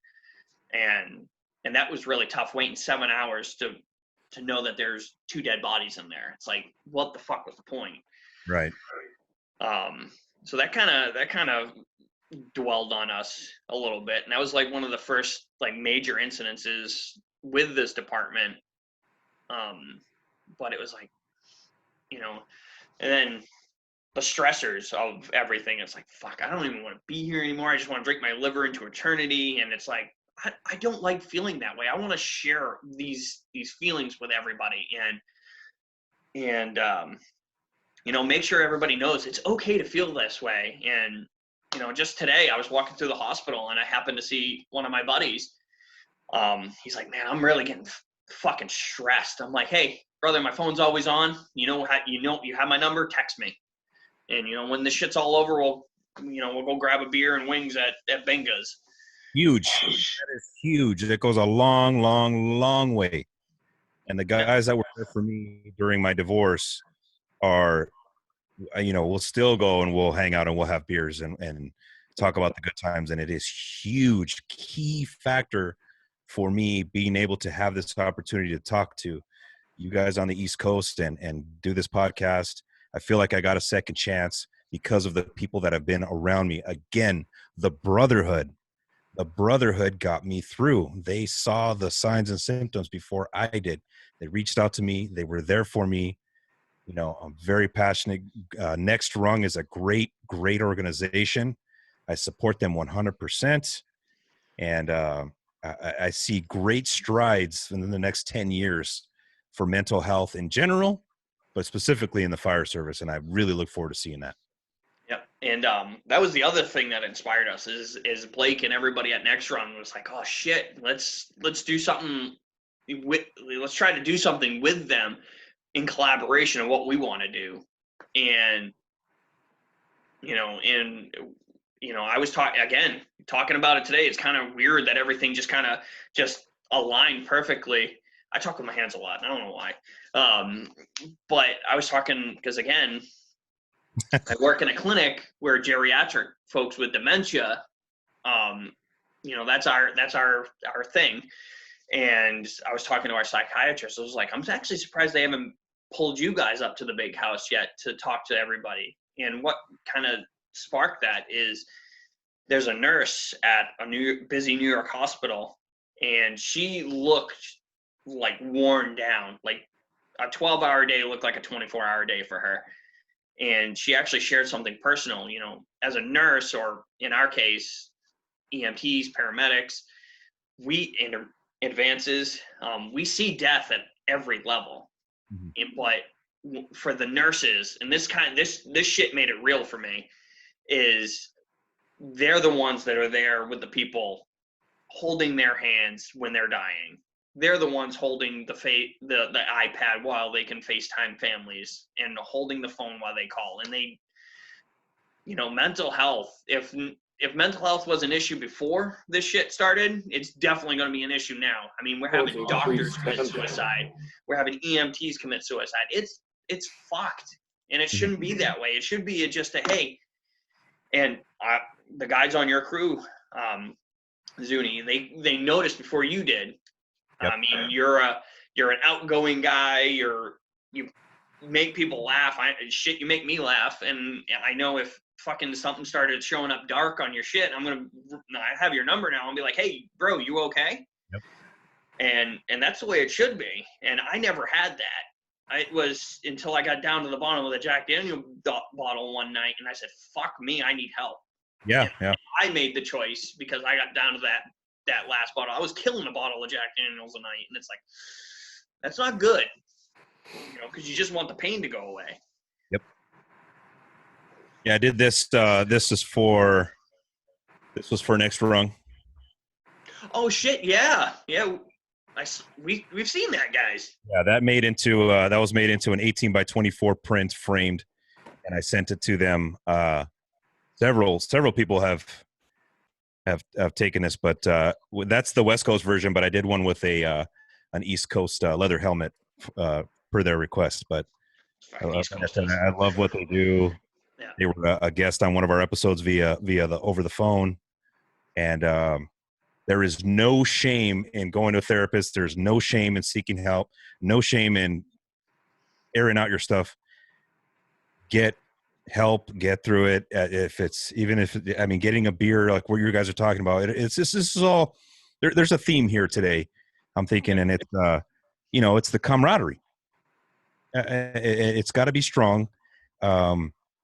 Recognize when your team members are down, and let's lift each other up. And I don't care if we're on the East Coast, the West Coast, Middle America, Texas. I don't care. We're all here for the same goal. Let's band together and let's do this. Yeah. Yeah. And it kind of came into its own about this whole brotherhood thing. And I love it. I could sit here for another 2 hours if everybody's available, just sitting here chit-chatting and creating something nice. And I kind of just made that post of, hey, we're looking for guests just for shits and giggles, because we're like, we're running out of fucking topics, guys. And I was like, man, we should really reach out, branch out, see who's interested in coming on with us, because we have such a little bit of a following on Instagram and Facebook, and then you just, like 2 hours, it felt like, after I made that post, it's like, hey, when can I come on? I was like, fuck yeah. And that's exactly what I'm talking about. Let's take action. We talk a big game. We repost other people's stuff. This is bitching, that's bitching. We argue over wood ladders versus aluminum and all that. I always make that joke on my podcast. But let's actually do it. And this time, especially with COVID, this is our time to relight the campfire. Back in the days, we I'm talking about Old West. I love Tombstone and all that stuff. I love that shit. That's what inspired this mustache. Sorry if I don't shake hands. Back. Lighting the campfire and telling stories, and the senior guy telling the new guy, hey, relax, or telling stories or whatever. This COVID is our opportunity to get on Zoom as a digital campfire, to get on here and tell our stories. And that's what we're doing today. That's what we should keep doing. And it's just, I think this opens the door here. There's so much potential, and I'm super stoked about it. And I'm so happy that that you guys allowed me to be on here with you guys. Oh, we appreciate it that you trust us to come on and share your stories with us. I mean, just listening to you, I was like, fuck, I kind of want to go to LA County and get assigned to this guy's firehouse, and hopefully he's my senior man. And we've talked about it even in the first episode. I feel like the senior man role is not existent anymore. It's you come into the firehouse, it's checking boxes. It feels like it's just a check of a box. It's like, that's not it. Get through Proby school, get into a firehouse, learn from the senior guy. And what stood out to me is I listen to a lot of firefighting oriented podcasts. I almost call them podcasts. Podcast. And the ones that I listen to is Chief Salka and Chief Lasky. And Chief Salka, he is retired FDNY, and he's like, I remember back in the day when a Proby would come into the firehouse and the senior guys would fight over him. I'm like, that's what we need nowadays, is we need the senior guys to step up. And I get it, they're burnt out and they're fucking counting the days to retirement. But make fucking good time of the time you have left in the firehouse. Pass your knowledge down. Because that's the only way this fire service is gonna live, or else we're gonna end up being like England, nothing wrong with it, but we're gonna end up being exterior firefighters. And the only time we're gonna go in is if there's immediate life threat. That's why we left there. That's why we left there, and we started our new shit over here. Exactly. We're doing it our way. We're fighting fires with hookers and booze and gambling. It sucks over there. We're not we're the fire department, and we came here. We started our new shit. Great traditions on the East Coast that are slowly making their way over. You guys have way more conferences, way more training. You guys are so tight over there, and we're working on that over here. But yeah, that's why we left over there, because it sucks. Make it America again. Make firefighting great again. You know what? I actually said I think I made that an Instagram post. I was like, make firefighting aggressive again. We can do it. None of this like pussyfooting around. Let's fucking just go in, put the fire out, keep the canteen truck back in the parking spot, and Let's fucking go. I have to ask you guys, on our end, cancel the squad's a good thing, but I'm seeing on Instagram where cancel the squad on the East Coast is a bad thing. What's that about? I say cancel the rescue. Fuck that. That's what our squad's a rescue, so when we get canceled, it's not a big deal. Or cancel the engine if you're the squads here are a combination of a pumper and a rescue. Okay. So, and then you have your ladder trucks, and then you got your engines. But cancel the engine, you can go home. If you're a squad guy or a rescue guy or a ladder guy. I figured. But if you get a chance to talk to a Boston firefighter and they're a truckie, hold on to your fucking hat, because those guys, the ladder versus the engine is very, very thick in Boston. So Travis, Bagels, if you guys want to keep Zuni occupied for a quick second, I gotta go make a pit stop. We'll make a pit stop. Yeah, I was gonna say, you start coming up to Maine and rescues the ambulance. Yeah. It kind of drives me nuts. I'm like, no, not the same thing. It's not the same thing. Well, and where I work, the squad is it's basically a rolling tool truck. So it doesn't have a pump or anything on it, but it has the jaws, the ram, and then you've got cribbing in the back end. You've got basically everything you'll need for car fires, structure fire, car accidents, but there's no pump on it. Gotcha. Yeah, is it just one guy on there? What's that? I'm sorry? Is it just one guy on there? No, you can usually seat, I think, if I remember right, four people. Oh, okay. And is that not a desirable piece of equipment to be on for that day, or? Usually, if it's something big, if the structure fire will roll through, they'll take in, the squad will kind of hang back for a little bit, because all the call guys and the live-in students will come in and they'll fill those seats. Oh, gotcha. Yeah, but the engine will go first, the rescue will go, and if need be, the squad will go. If it just get out the door, we need to go now. Gotcha. Yeah, I mean, I was gonna say, the last department I was on, having live-ins as well, it was like they have 2 engines, a 95-foot quint tower, and they didn't have full times, but they had 24/7 staff coverage per diems. And usually it was like, this still blows my mind to this day. They so underutilized their tower truck. It was ridiculous, but that's a whole nother conversation. Oh God. Pretty much the per diems who were on shift would get in the first new engine and just shit and get, and the second engine, which was the rescue pumper, it was for RIT. It was usually water supply. If there was a fire in town, we used it as the RIT truck for out of town and for car accidents. And that was kind of the same deal. It was like that truck would generally hang back, and it was like the call guys that would take it, because usually it would be like per diems and live-ins would either get in the engine or the engine in the tower and just take off. Yeah. And I feel like there's also a disconnect between what's a quint here and what's a quint out there. Yes. What's the quint out there? A quint out here is literally just a ladder truck with a pump on it. Thank you. I was just about to say that. I was like, it's just a fucking engine with a ladder on it. Yeah, pretty much. Okay, and it's not a tiller. No. It's a rear mount or mid, whatever you run, but yeah.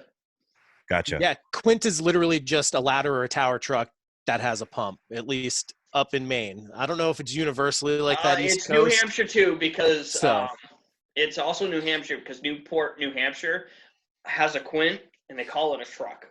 So it's a ladder truck. But I mean, the closest tiller, to my knowledge, is Somerville, Mass. Yeah. Might be. Yeah, they kind of in Maine, I've seen some departments, it'll be like pretty much the same truck, spec'd everything, pump, cross lays, whatever. And it'll just be like, this department's calling it their tower. This department's calling it their truck. This department's calling it their ladder. It kind of is just like whatever. One weird thing that Maine does, though, is that as you go along the coast, the departments change off. It'll be like tower, stick, tower, stick, tower, stick. And they just like trade off as they go up. It's kind of weird. And yeah. So now that we're done talking about fire trucks, we're gonna start. Mike always makes fun of me for this. I am a wildland nerd. Okay. Do you do any of that stuff, or is that just like the engine has it? No, I've done it in the past, and now that I'm on the Quint or the truck, I don't have to worry about that anymore. Unless I'm on an overtime or trade, then I got to worry about it, very much. But yes, I have been on, campaigns and brush rigs and Type 3s and all that stuff. So it was something that I have done and could potentially do in the future. It's our department was born of brush. That was our roots are in the brush. That's why we have the bear on our badge, is because we pretty much, it was a California thing, the California bear. Yeah. We became the County of Los Angeles, throughout the years and did our thing. But we're very brush heavy. We're trained in brush all the time, and it's always on. It's very much as an equal part of our job as EMS and structural and all the hazmat, all that other stuff. Yeah, I mean, these guys hear me talk about it all the time. I'm like, fuck, I wish I could go out to California and just do one fire. That's all I ask. I'll give you a story. Here. You're gonna love it. So we're in the back of 74's area. There was like 3 or 4 fires going on at the same time. This is about 3 years ago, and they assigned us to protect a wildlife refuge center. Okay, so nothing like Joe Exotic, like. Guess what, motherfuckers? Sorry, I had to. Fucking show. I had to bring it up. It's topical. That's what it is. It's so talkable. So we're there, and it's us and 2 other engines assigned to this place exactly, and they had a chimpanzees, tigers, lions. I mean, you name it. So what they were doing throughout the day was they were able to get the smaller animals, sedate them, and then move them off property via trailers and stuff like that. But the big guys, the lions, the tigers, and the chimpanzees, were left behind, and we were stuck behind to protect them. So they forced the chimps to get down these metal hallways. I don't know if you've ever seen Planet of the Apes, the newer movies. It's very similar to what they do. They put them down these metal hallways and lock them in cages overnight, and they're stuck in these little metal cages. And our engine is staged right next to the lion. I mean, literally, like from here to my recliner right here. And all night long, the animals can smell the smoke, and they knew some shit was up. And this lion, you never hear or feel that power unless it's from a wild animal. And when this thing roared, it shook your insides. I mean, if that fence wasn't there, he was gone. I'd be paralyzed.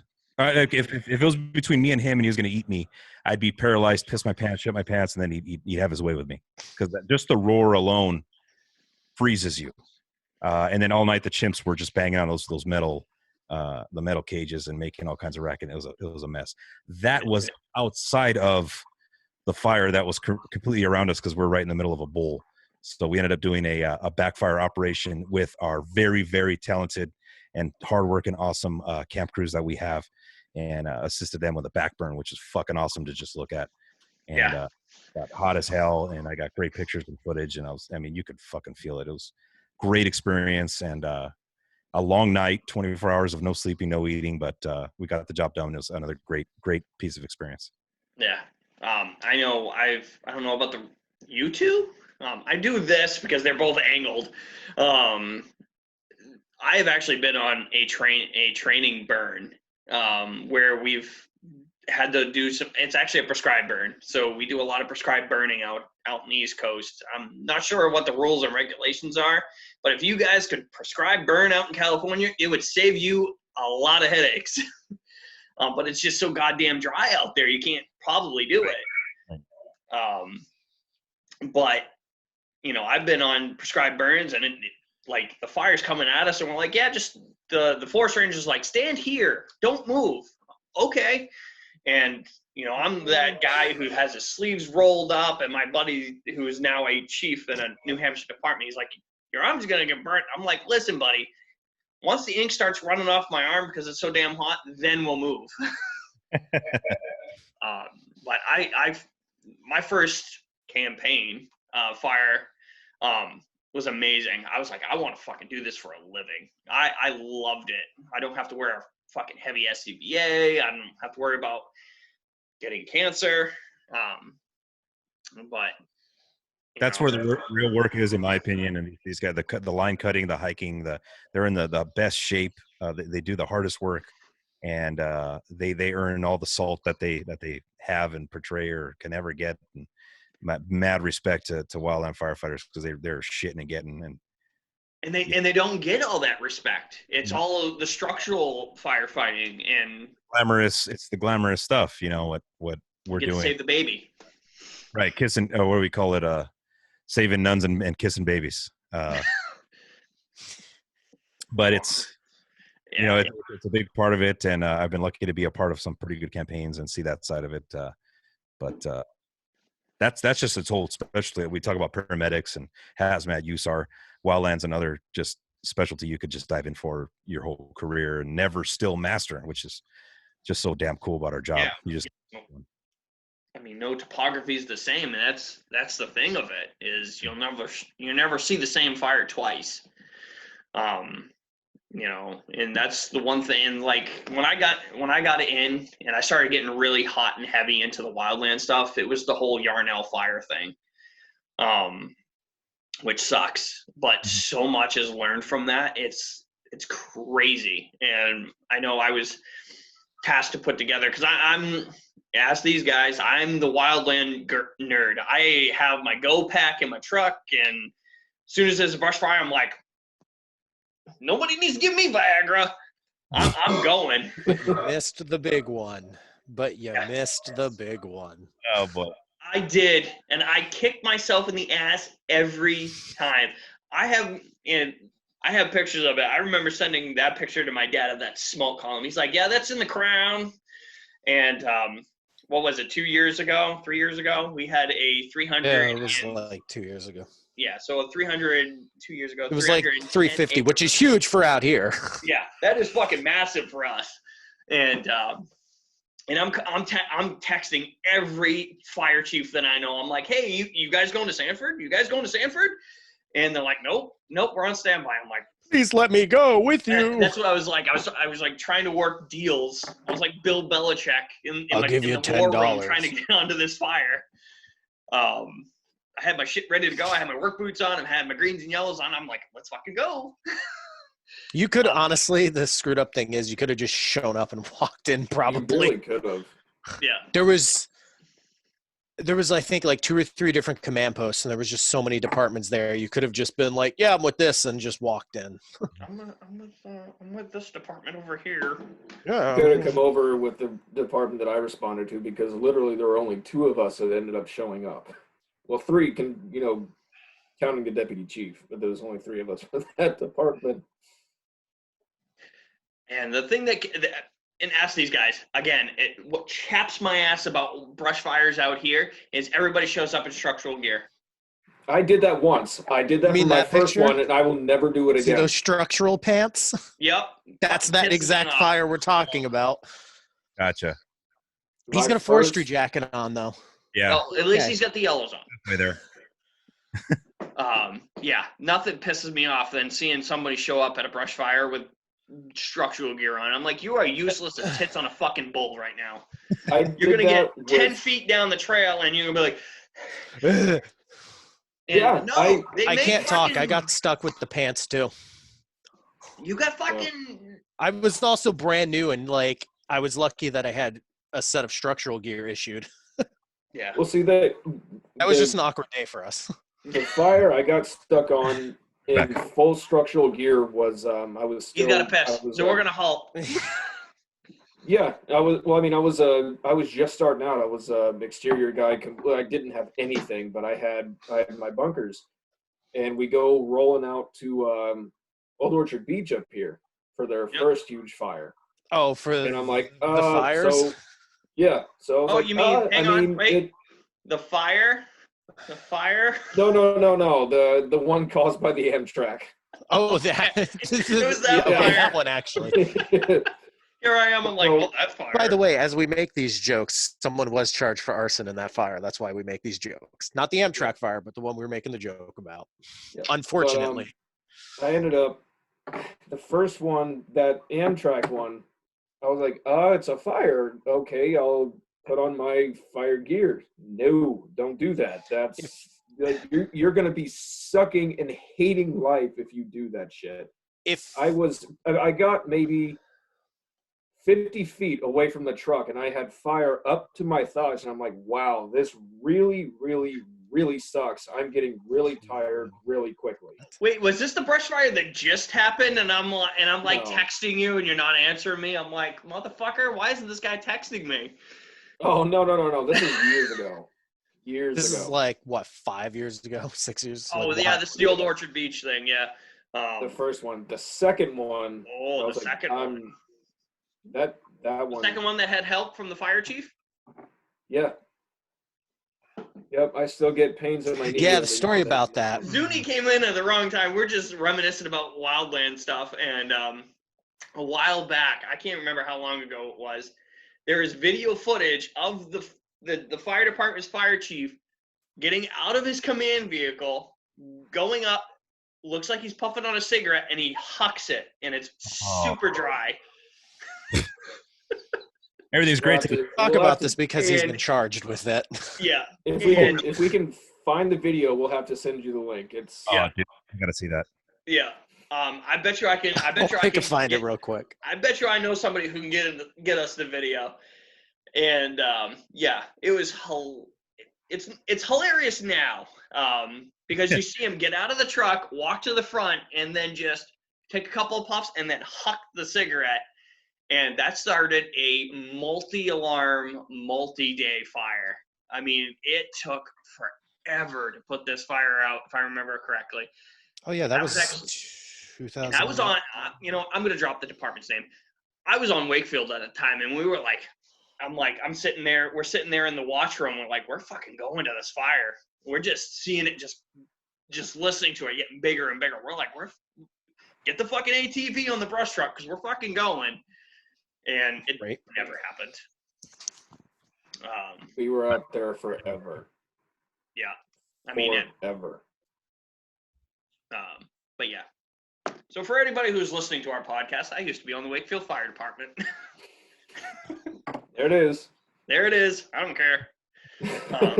What's my uncle going to do? He's going to, call me up and be the first time I talk to him in years. But it's all right. It is what it is.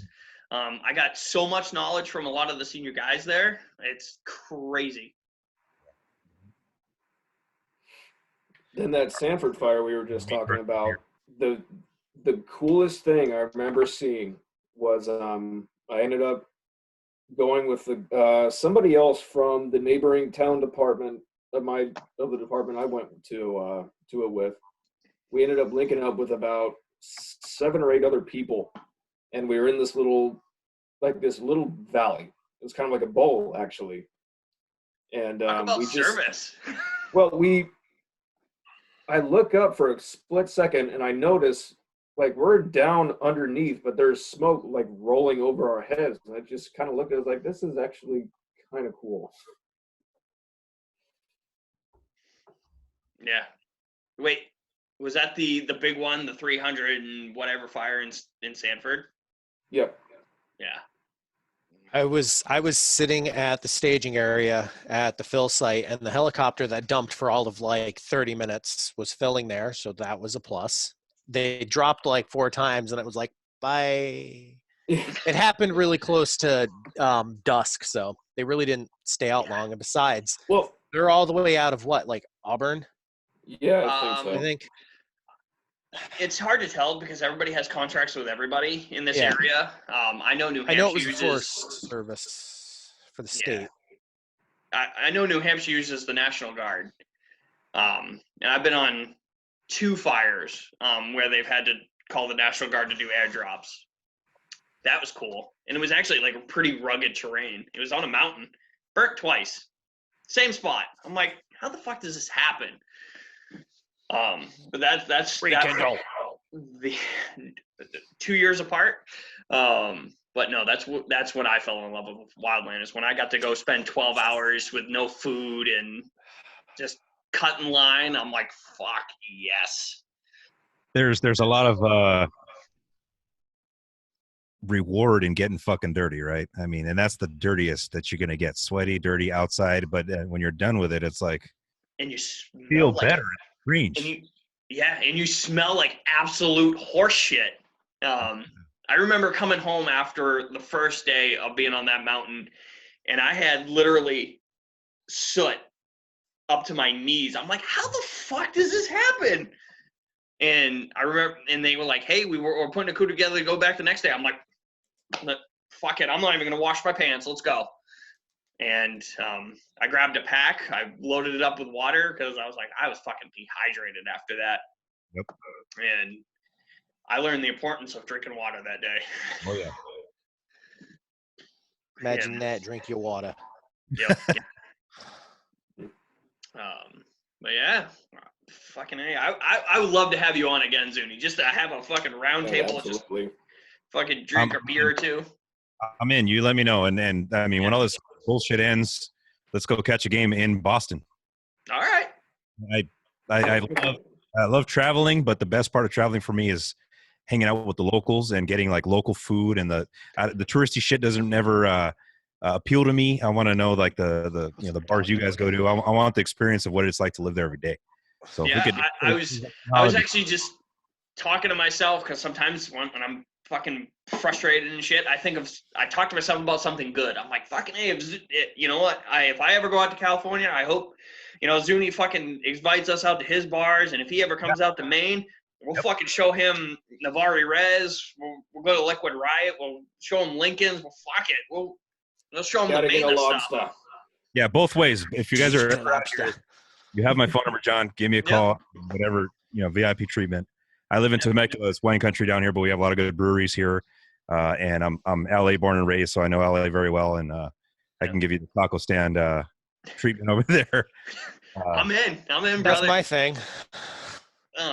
Say tacos, I'm in.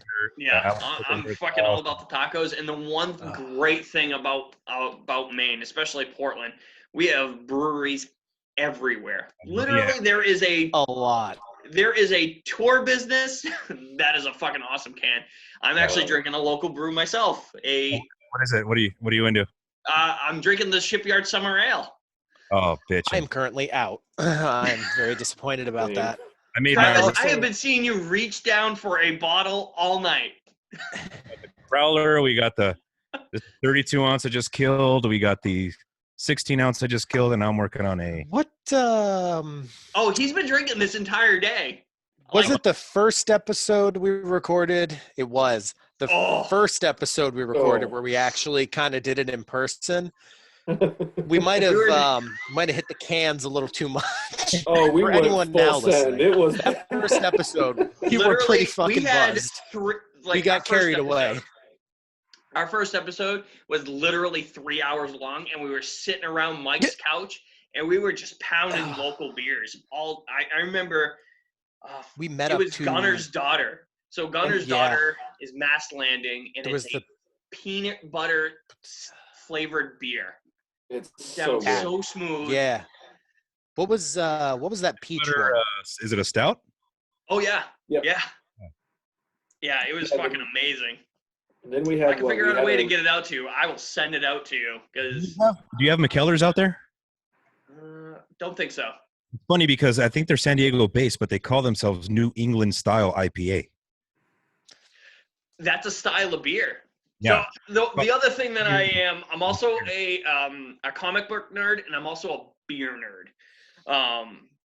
So the reason why they call it a New England style IPA is because by the time the IPA actually got to New England, it was stale. It was disgusting. It tasted shitty. And something they did back in the colony days is they messed with the recipe, and it was able to last longer and be a little bit more potent and a little hoppier. You could definitely tell. I could tell the difference between West Coast and a New England style, and I love both.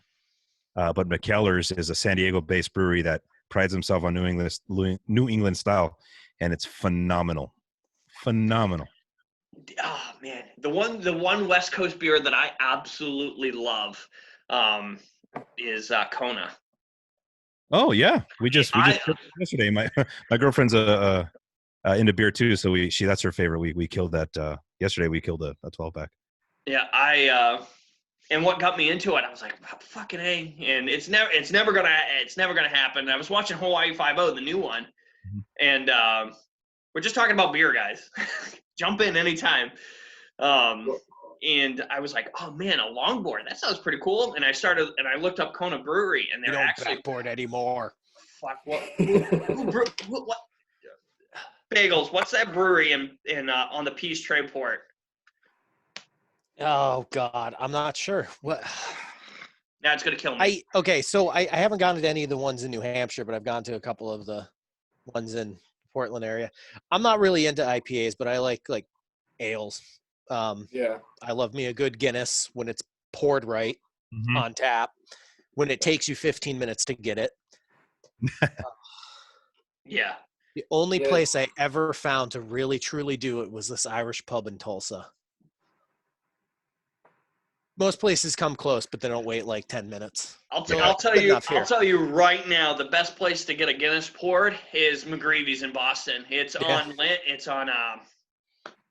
Boylston Street in Boston. And Boylston Street. Have you heard of the band Dropkick Murphys? Of course. Yeah. Okay. Who hasn't? Love them. Okay. So my favorite band, I've seen them 7 times in a year and a half. So Ken Casey actually owns this bar, McGreevy's. Oh, yeah. So when they talk about grabbing another round at McGreevy's, that's the bar they're talking about. Better be good, yeah.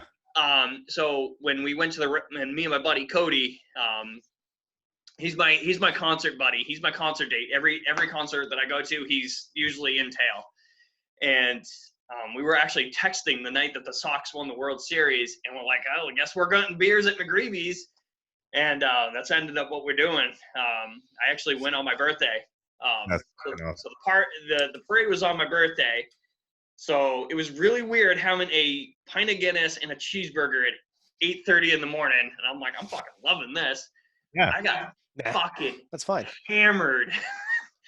And the first trailer to come through was the Dropkicks. And I'm like, all right, this is not a bad way to spend your birthday. Not for the parade? Oh, yeah. Oh, wow. We were at McGreevy's. We stepped out the front door, watched the parade, went back in, and had more beer. Now, that's a story right there. Yep. If you come out to Boston, that's what I'm talking. Whenever this baseball season ever starts. Open up to Boston.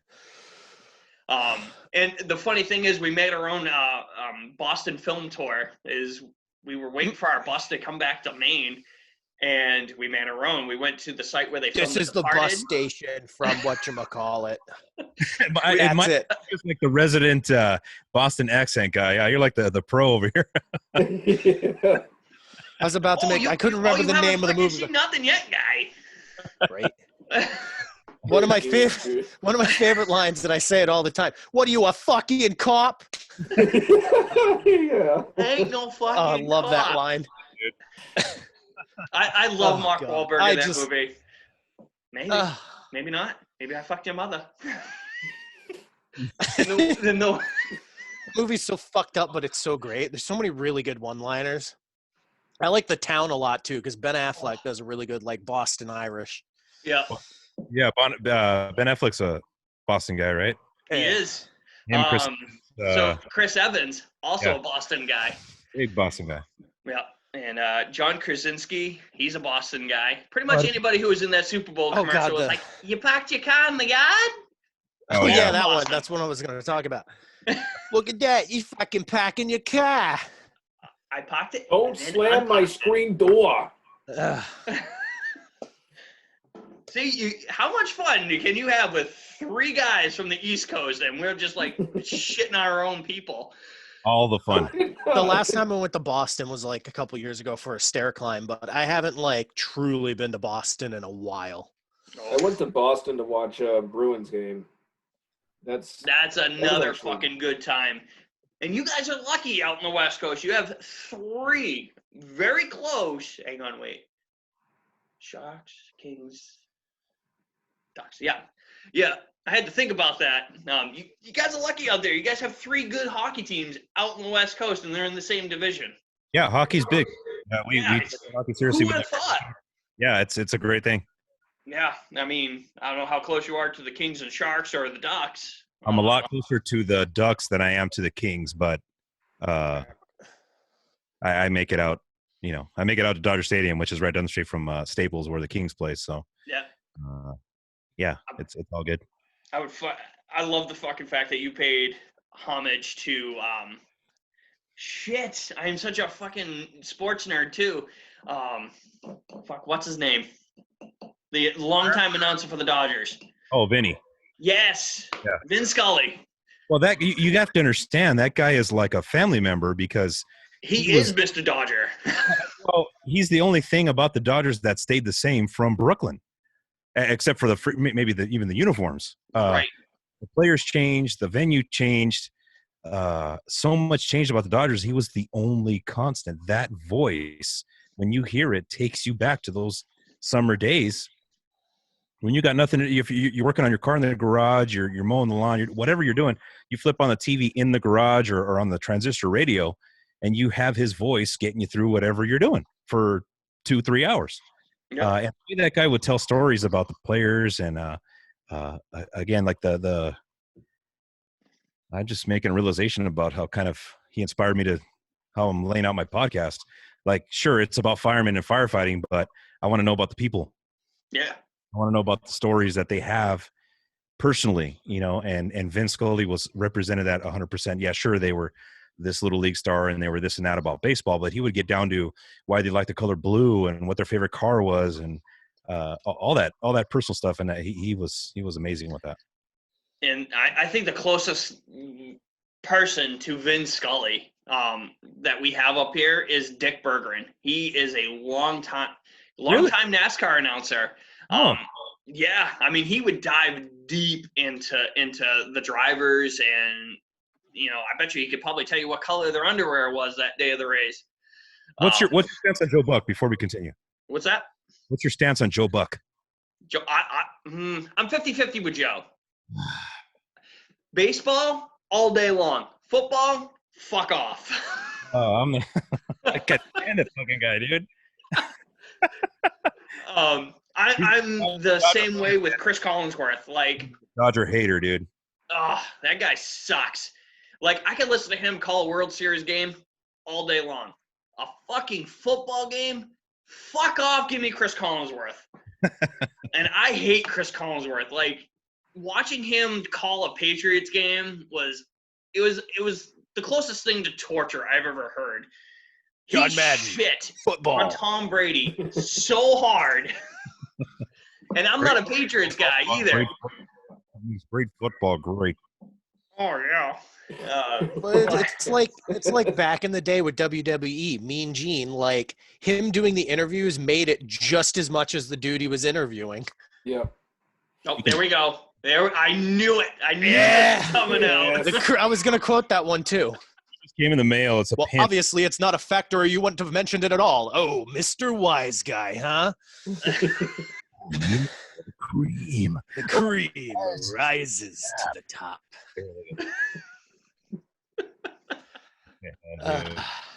Oh God, right. That's like my favorite ones. Now that we're on this topic, in the big times.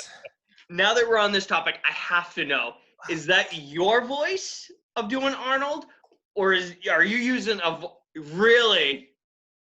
Absolutely fantastic opportunity to be here. Oh my God.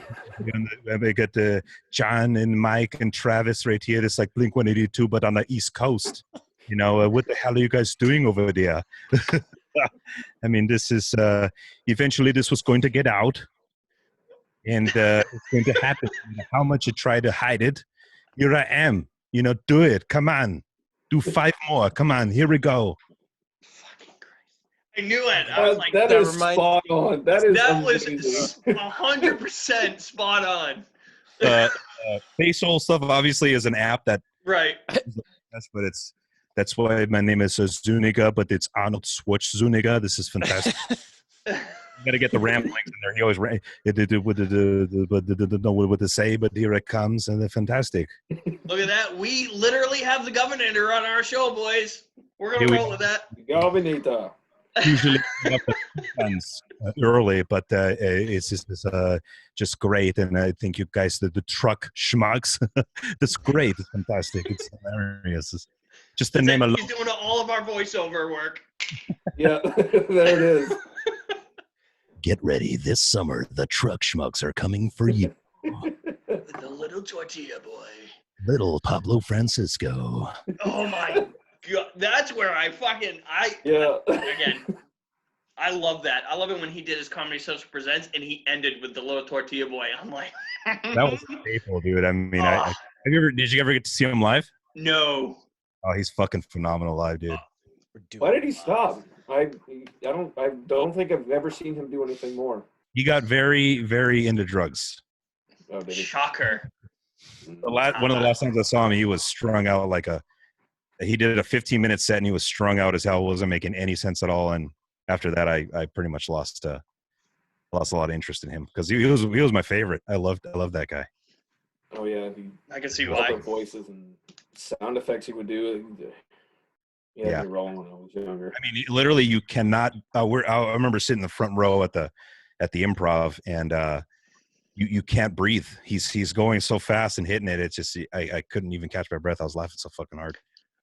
I don't know about. I think Travis, you and I went to the same Tom Segura show. Yes. At the state. Oh no. Oh yeah. This is back before Travis and I even knew each other.